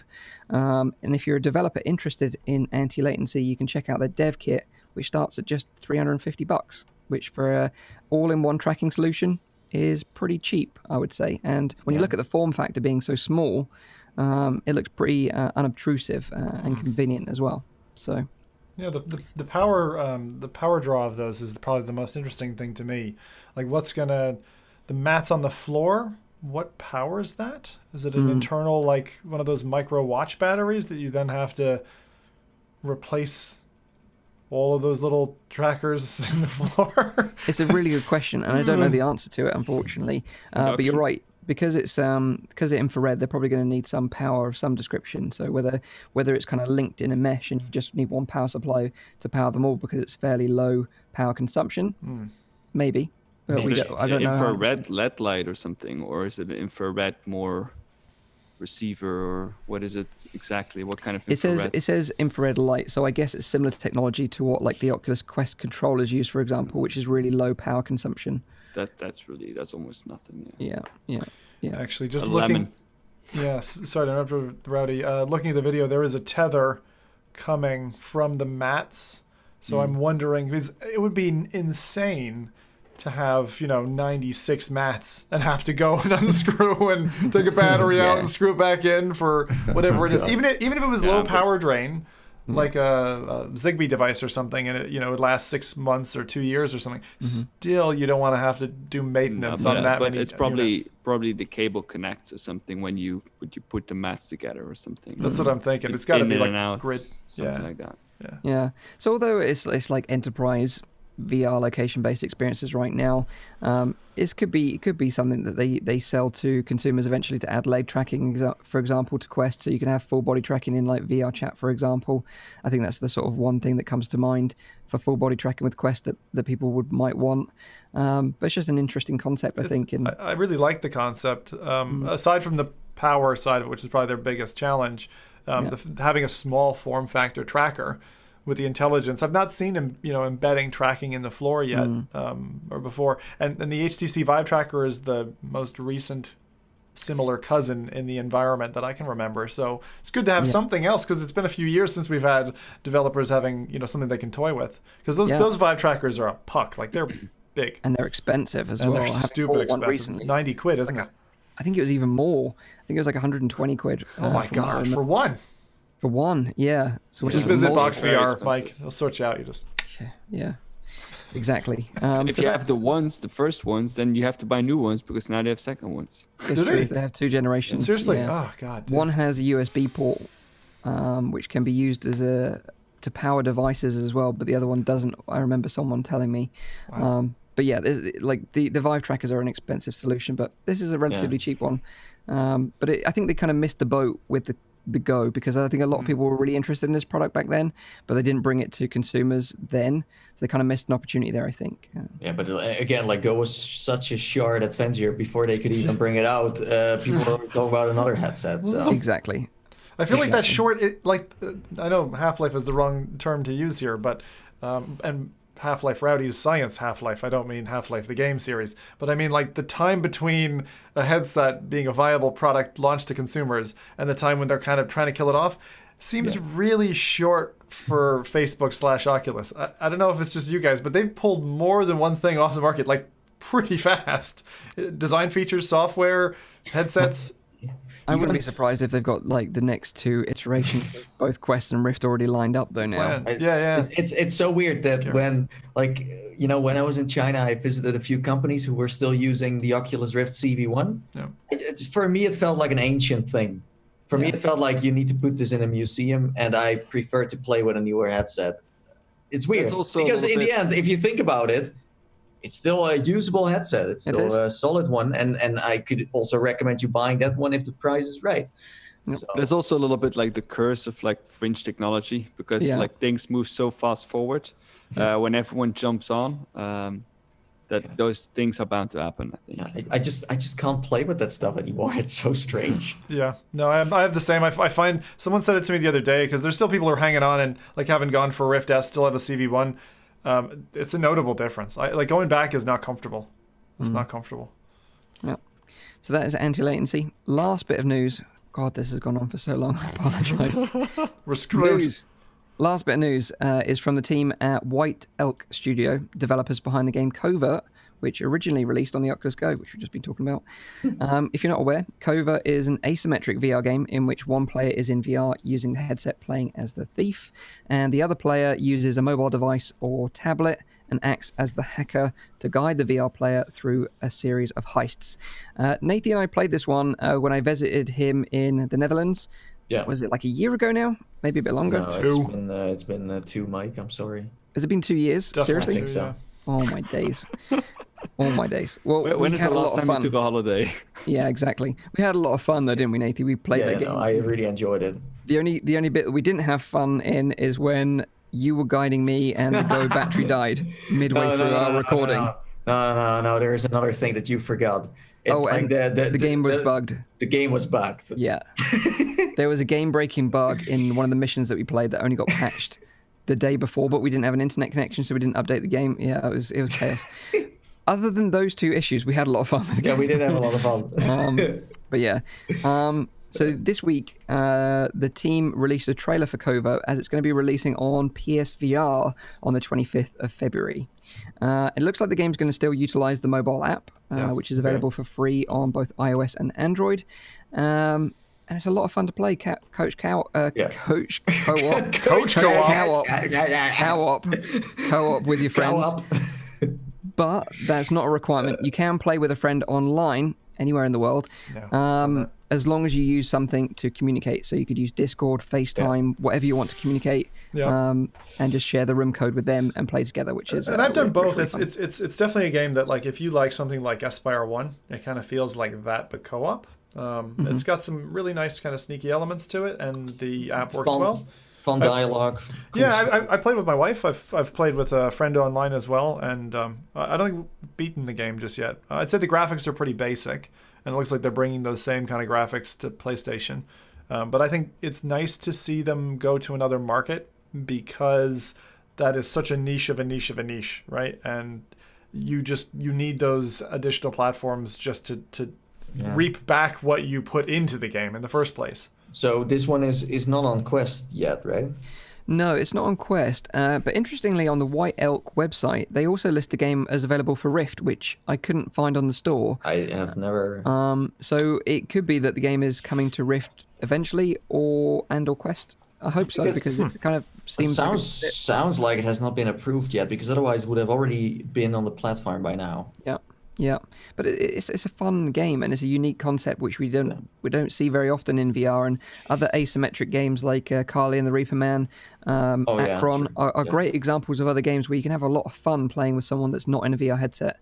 And I think this is great as well, like especially with friends and family. You can get them involved in your game because otherwise you're quite isolated in VR and you can't really play with others. So I think it's a great concept. Tim Cook is listening. Yeah. Unless you're Zim, of course, that has like multiple headsets in the house and streams, and gets everybody in a headset. Yeah, exactly. Yeah, that's the entire family. So yeah, there we go. Covert's coming to PSVR on the 25th of February. So mark it in your diaries. Sweet. And that is all the news. Only an hour and a half worth of news for you today.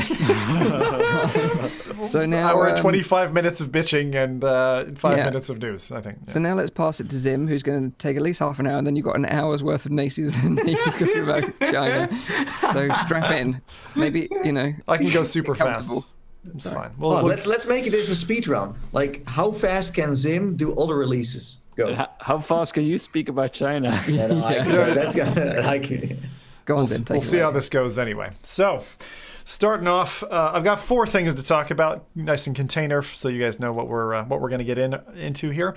4 releases for you. First one, this is the most contentious of the lot. This is To the Top from SideQuest, launched for Oculus Quest. You buy it on itch for $15, which is around about 12 British pounds.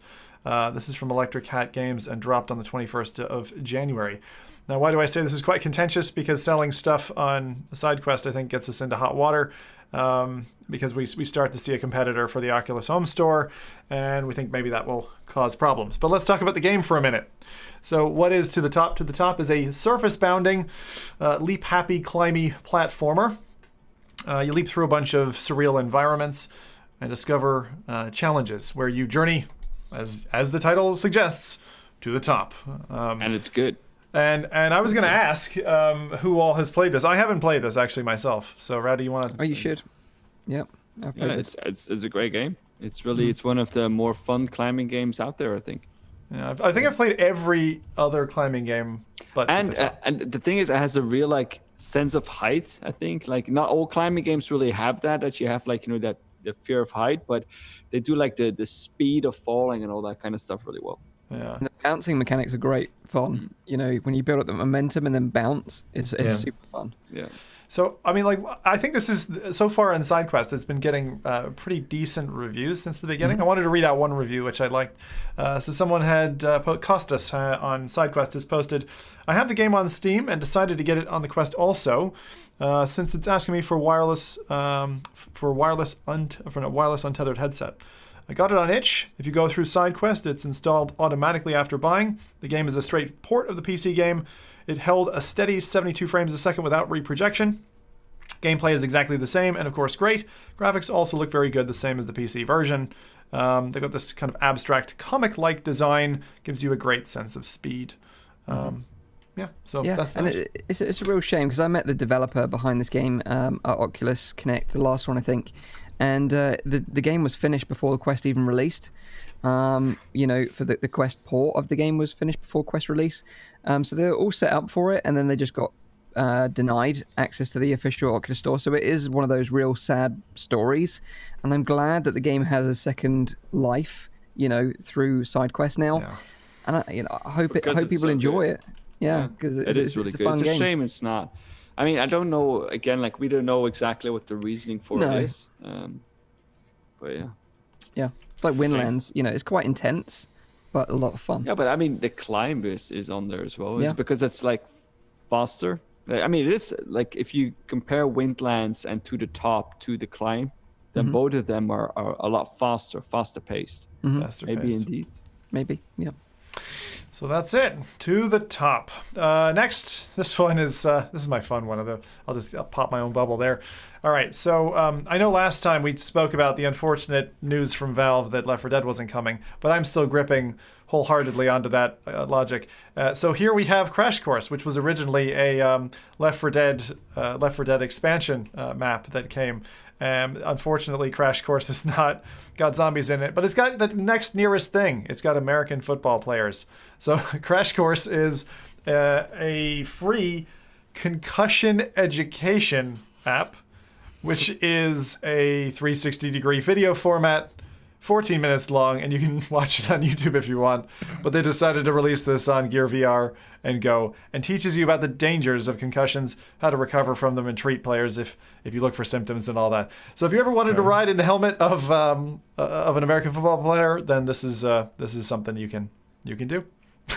And Okay. there's a good documentary on Netflix right now. If you like crime documentaries, there's one about Aaron someone, I can't remember his surname now, famous for murdering a guy, and he had he was an American football player, and they kind of thought it might be linked to sort of concussions The crazy from thing football. is about these kind of concussions is that it's not. I mean, in American football, it's still the acute kind of concussion because they use helmets. Is because they use helmets kind of as a weapon, which is, of course, is not the intention of first wearing the helmet. But if, for example, regular like soccer, like regular football, like we call it, there's a lot of minor concussions that happen as well from the heading on the ball, which can have severe effects later on in terms of like acute dementia or dementia insipida. So That's why, again, I thought this was interesting, because I do find the educational side of VR very intriguing. And again, for anyone who doesn't have a VR headset, there is a 14-minute YouTube video that's basically the same thing. It's one of those drag around 360s. But it looked quite interesting to me, and the dangers of concussions, as Randy's talking about, is what it plays to. The Netflix documentary, if you are interested and you like murder stuff, is called is about Aaron Hernandez, who was a star NFL player.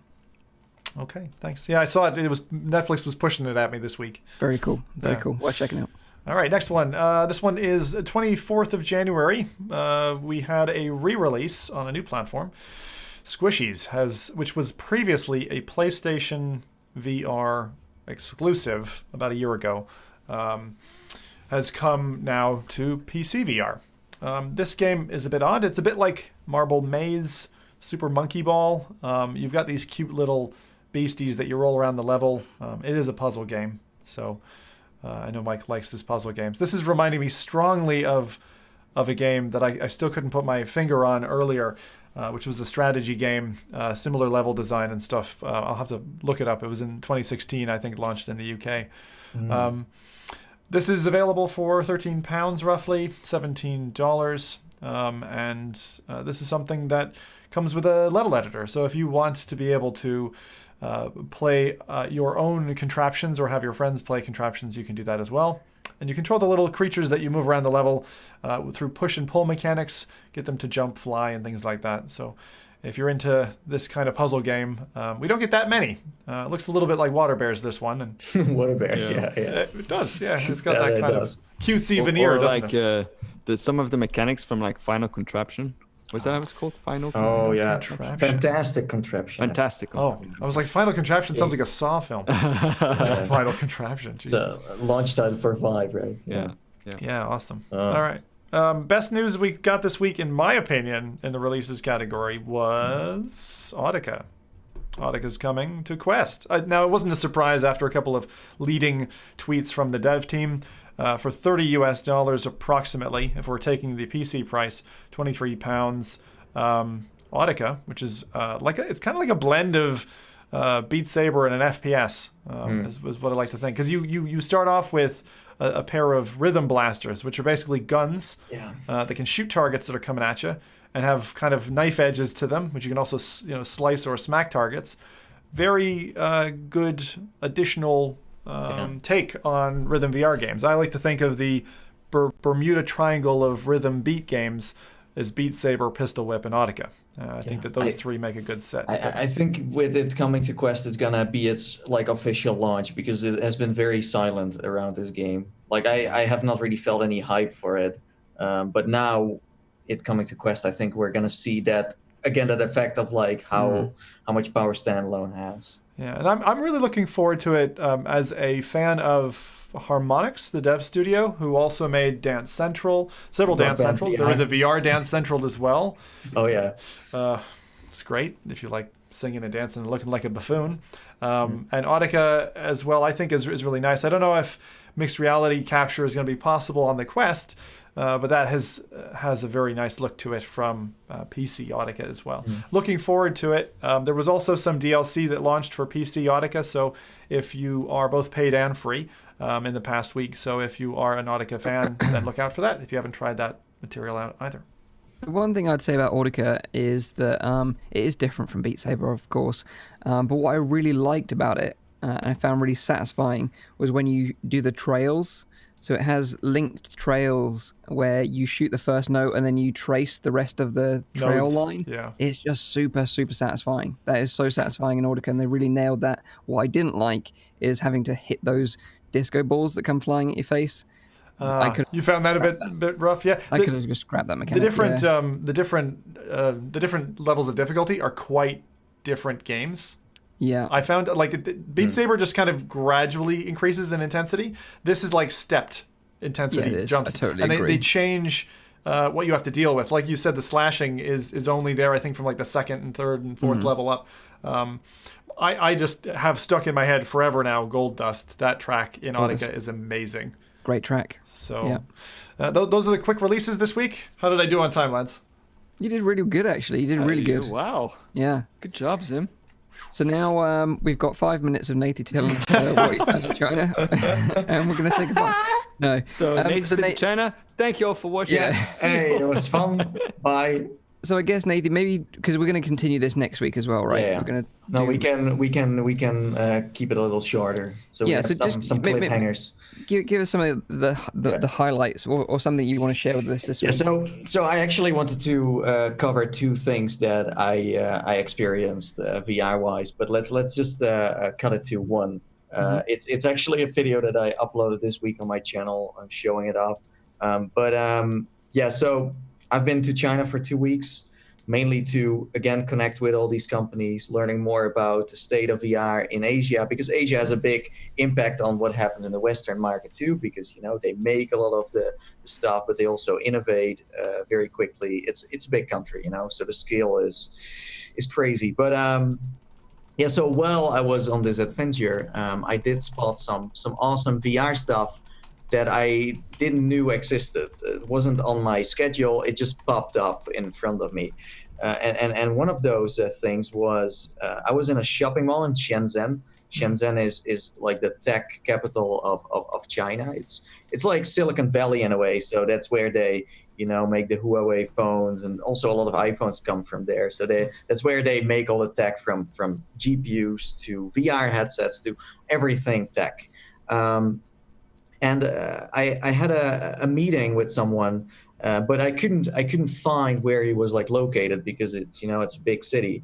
So I went through this shopping mall trying to find him, and then I bumped into a store that was using a VR racing simulator in front of their entrance to get people into their store. So almost like what you see at a supermarket, where you have those helicopters for kids where they can throw a coin in, right? And then ride it for 2 minutes, like that, but then with freaking VR. And they had project cars on screen that you could play. So people that were shopping could just come there and give it a try. So I was like, wow, that's amazing. And this simulator that they were using, it looked like a spaceship and a Formula One car. It's like a mix of the two.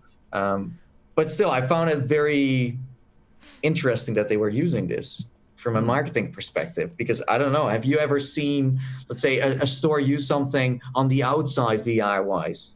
No. No. And what headset were they using for this simulator?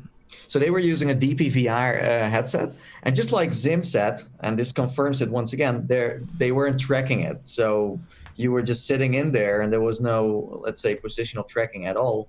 The DPVR headset is basically a PCVR HMD. It's very big in China.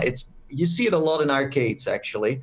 Maybe not so much in the United States or Europe, but it depends on what simulators arcades buy, because sometimes it comes as a package. Let's say you are someone who wants to start an arcade in the United States, and you buy a certain racing VR machine, or maybe this slide thing that we have seen before, where you slide down this big thing of a building, then you get a DPVR with that. So it's usually getting sold as a package. And the company, is it DPoon? DPVR. Is the company called DPoon or something like that? No, it's also called DPVR. Oh, right, okay. Yeah. I've seen a headset called DPoon, right? DPoon? Just say it again. Just say it one more keep time, saying Mike. Deep Poon, please. Deep Poon. DPoon. Let me. Okay, you carry on. Wow. DPoon. I don't know about that. Maybe. Okay. But I'm like super confused right now. I don't know. So wait, hang on. Did you have to buy a T-shirt in order or something like that in order to ride this, or was it just free? Now we're getting to the genius part of the story, because just having a simulator in front of your store doesn't mean you're gonna sell the merchandise, because it was a clothing store. Okay, so this is the most awesome part about this whole story. So when I went to the store, I had to ask why they had a machine there. I wanted to learn more about, like, listen, why are you doing this, right? And then they said, if you ride our VR racing simulator and you can finish the track within 2 minutes, you get loads of discount. And that's it. So basically people can experience VR for free. They can race in the simulator. And if they finish the track fast enough, they can win discount and then use that in the store. But there is more to it, because as I said, it's a Formula One car, right? So this clothing brand was worked together with Renault, the Formula One team of Renault. So they were selling also themed merchandise of the F1 team. So if you are a big fan, then you can first of all become a freaking racer, a driver in this Formula One car. And then when you finish the track, you imagine this is your first time experiencing VR. Then it completely not only blows your mind, but it also elevates the brand that you just, went into this store, this clothing store. So that's kind of like the whole thing around it. And I think that's a genius way of, selling. Yeah, the thing is, if you can get people's emotions tied into the purchasing side, you'll tie memory to it as well.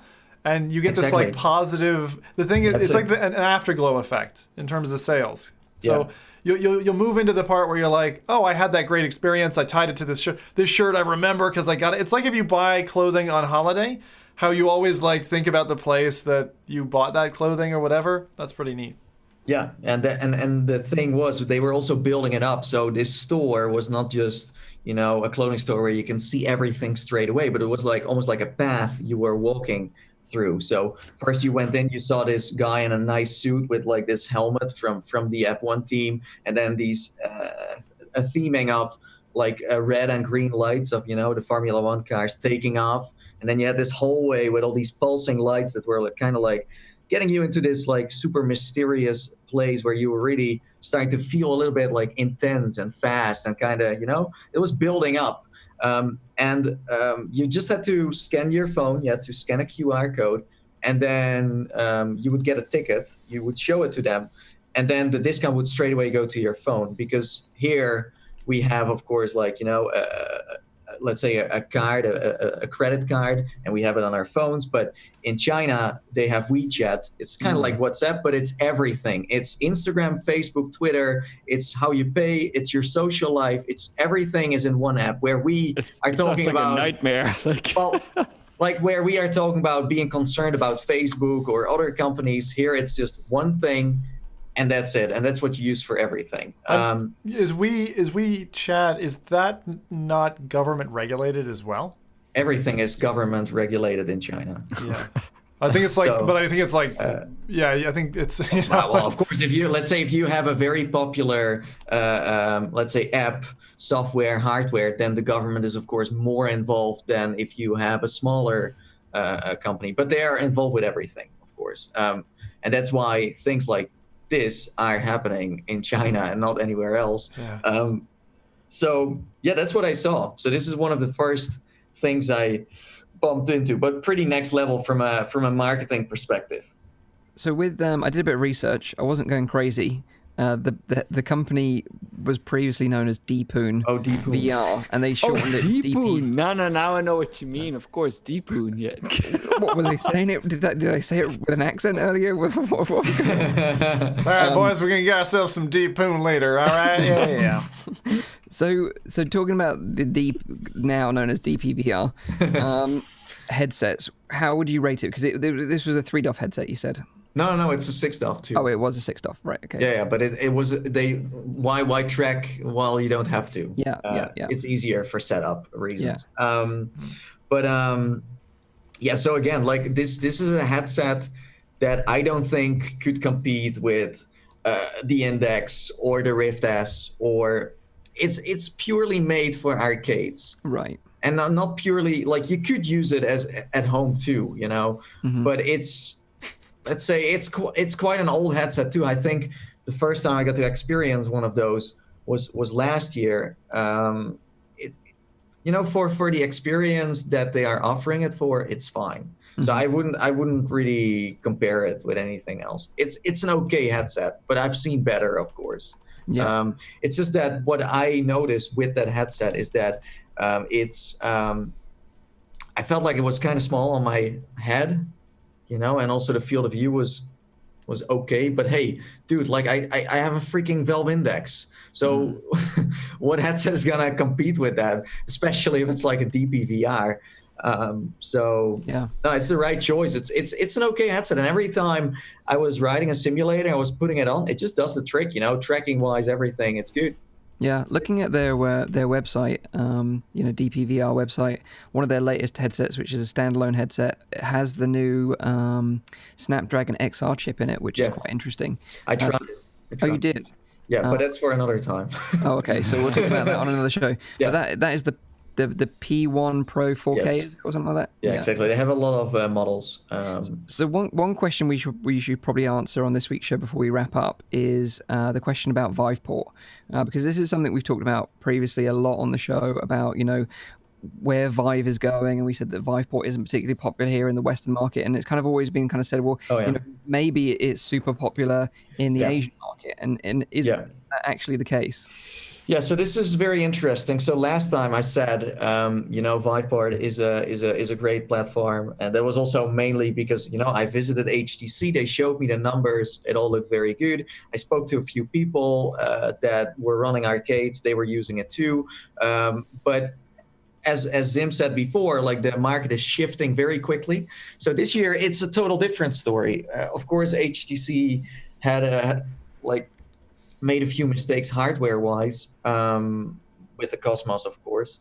But in terms of, let's say, the platform, they, as you may know, they really pushed Viveport more and more. I think the games and experience they have on there are solid. You know, if you, let's say, pay for a subscription for a couple of months, I don't think you're going to regret it. If you have not played much VR games yet, this is definitely for the newcomers, right? Like, VR enthusiasts, they already played most of it. But if you're just getting into VR, Viveport is a nice and interesting way to, you know, explore VR. But so this time, like, the thing is, what I do is, you know, I don't just go to China to make videos. As I said, I'm there to connect with people. I'm also trying to explain them what is happening in the Western market, so we can kind of create a bridge and, you know, share intel together and kind of, you know, because they also want to get people excited for VR. They also want VR to succeed. And I spoke to a few people who were running small arcades, because Viveport is mainly getting used in arcades. And the reason why is because in China, the culture is that you go to the cinema or to a VR arcade, or you go midget golfing with your friends. You just go out. Well, we play video games at home, right? And we do it multiplayer. You know, we call someone from the other side of the world, let's play a game, right? But in Asia, it's like a part of culture where, you know, VR is social. So you go to a shopping mall and you're like, okay, let's shoot some zombies for like 10 minutes, or let's do this, or let's do that. So that's why Viveport is more of a, let's say, enterprise thing, and more an arcade thing. Well, for us, it's more, you know, consumers use Viveport, as far as I know. Because the thing is, in the United States, we have Springboard. And Springboard is basically a platform for arcades to have a license on. So every time someone plays Beat Saber in a public place, they get paid like a certain amount of money to do that. But in Asia, Springboard is not around yet. So they only have Vivepart basically, because HTC is doing very well in Asia, as I said before. But to my surprise, a few of them said, we would love to use Oculus Home. We would love to use Steam more.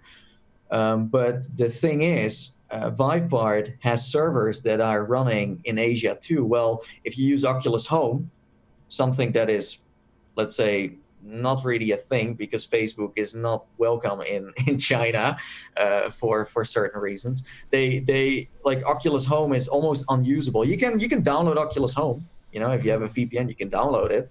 But the servers are American and the servers are European if you play a game. So most developers who make games, they don't give you, a Chinese server, an Asian server. So with Vivepart, they have the problem where, the games are sometimes not so good. But then they also have the problem of like servers that are not getting hosted in the right place. Yeah, so right. They want to use other platforms. They just want to use the platform for the right game. If a game is on Oculus Home and it's the best way to play it there, then they would use that. If Vivepart has a game that is best, so they just want to jump around. And Steam is the most popular one because Steam is open in China. Everyone can download Steam. You can also publish a game easily on Steam, even from China. So yeah, Vivepart is not something they seem to be very interested in. And they were... Did they, for example, because you can use an Oculus headset with Vivepart as well. Did you see any of that? Like people using Oculus headsets, but then on a different platform? No, because Oculus has exclusive titles that you can only play on Oculus Home. Like Asgard's Wrath, for example, is one of the most popular games, right, from last year. Also in China. But I mean, I rather mean like, are people using Oculus headsets as their main driver or for developing? Or they love Oculus hardware. But they're not available to buy out there. No, you can't buy it. Right? But that's because Facebook owns it. Because I can tell you, so when Oculus was still Oculus and not Facebook or like Oculus from Facebook, they had a great thing going on. Just like us in the United States, developers were like making all kinds of stuff. And in China, it was also super exciting. But the moment Facebook bought it, it was like a complete, because then it inflicts with the government. So a lot of companies shut down, a lot of companies went bankrupt because they were making something for a headset that you couldn't get anymore. And it's a shame because I heard that it's almost like a crater that got left because it's like your colleagues suddenly can't, do the thing they love anymore. And that's the sad part of, sometimes companies taking something over and then it not working in other parts of the world. But yeah, they love Oculus and they also love, the Vive and the Vive Pro, but they were hoping that the Vive Cosmos was going to be a good headset that they could use in arcades because, still the Vive and the Vive Pro are dominating in arcades everywhere, not just in China, also in the United States. Who's running the home consumer market then over there? It's basically... it's like Pico, it's HTC, it's Huawei as well. Huawei's got VR. They got like the glasses. They were already in the store there. You could just buy them. The 3Dove ones. Right, yeah. The ones that were shown off at CES. Yeah, because what I noticed while, CES was going on is that 3Dove is, we are here, like 3Dove is kind of, over there it's like growing very quickly. And there are more headsets coming on the market, like Huawei just did one. So yeah, Vivepart is not the most popular thing anymore. They want to use Oculus, but Oculus Home is, as you said, it's something that has something to do with data. It has a lot to do with being online all the time, and then you have the Chinese firewall that kind of cuts Oculus Home in half. So yeah, I've seen enough Oculus Rift S's. I've seen enough Oculus Quests.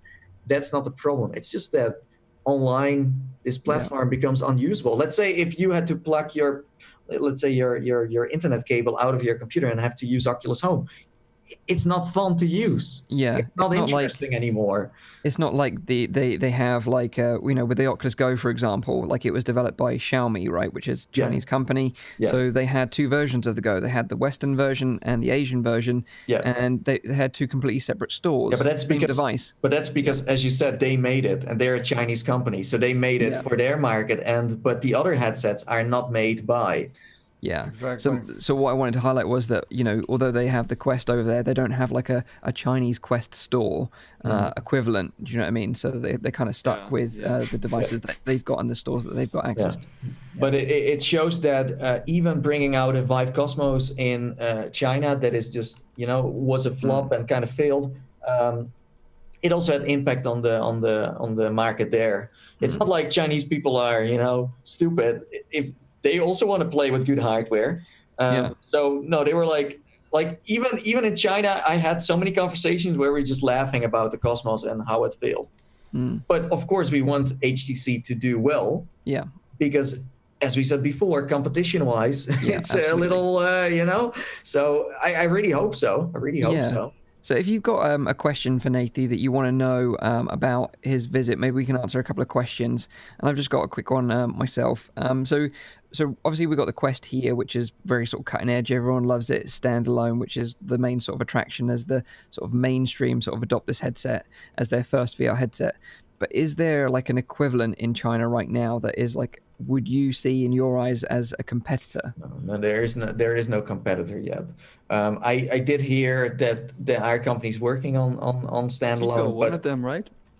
Pico but that's like they're more focused on enterprise. So I don't think they're going to be the ones that. And then, of course, unofficially, the Vive Focus was the first standalone headset that you can get. But that one is not competing with, because it's not just the headset, it's the content too, right? And Facebook has thrown so much money for the last few years on developers, getting them interested, getting them developing like, AAA titles. But from a natural perspective, that's not working yet. So even if HTC made a great headset, developers don't have the funds or the money to make those titles. So all the awesome titles we have played throughout the years, a lot of them are Oculus Studio titles or ones funded by. So before that works, it needs to be a tech giant that does it, that is also able to lose money, just like Facebook is able to sell headsets under the price, is able to throw, get people interested, almost force them to get interested in VR by throwing money at them to make some awesome content. But right now, I don't know who's going to be the one. As I said, I feel like 3DOF has really been taken off in China more than ever, and I think there's a lot that can be done there. But no, standalone is not something they seem to be very. But again, it's a different group of people. They don't own headsets at home, so why do you need a Quest? Most people also don't have that much space in their house. So Quest doesn't really adapt in China that much because they have different, let's say, they live differently, they have different interests, they go more outside, as I said before. Most people don't need to buy a headset. Why buy a headset if you can just like the cinema, buy a ticket and play there? Yeah. And the arcades are more accessible out there than they are. Yeah, and the content they have is usually pretty good, because what I saw is that a lot of arcades, they make in-house content now. And they really start to, with Unity and Unreal Engine, they get better tools so they can also make better games. No, it's really, really interesting. Let's have a look and see if they've got any questions from the chat, and we'll sort of round up. Because obviously we want to hear a lot more about your adventure there, but we're sort of obviously noticing the fact that the show's dragging on a little bit now. So we'll wrap up the show this week, and then I'll make sure we spend more time giving you a clear window to talk about other stuff on next week's show, and we'll sort of strip back the news a little bit. So just a reminder, this is a weekly VR, AR, and MR talk show, live streamed every Saturday on YouTube, Facebook, and on Twitch. We use Restream.io to make all this possible. Without them, we couldn't be able to push the stream to multiple platforms at the same time, so we appreciate Restream's help.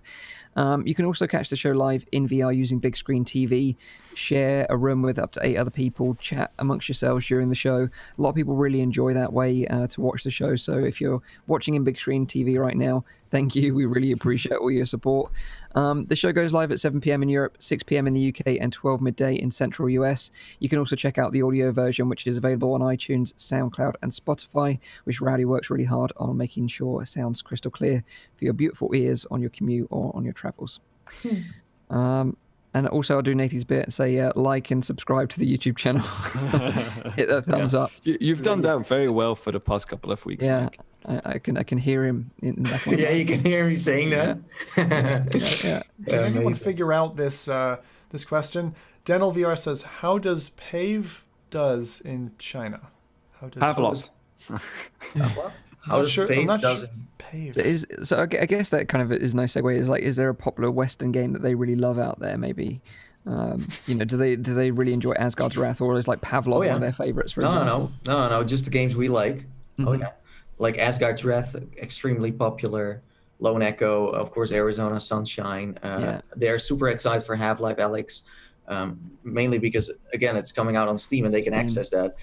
So it's not like they don't know. It's like they know, they have the numbers, they know what's popular because they're users just like us. The community, let's say the dedicated VR community, is like super up to date with everything that is happening. From your description, maybe it's funny, like they're more updated of what's going on. But the other way around. PSVR. PSVR. So what was the question again? I've forgotten it now. PAVE do in China. How does PSVR do in China? Right.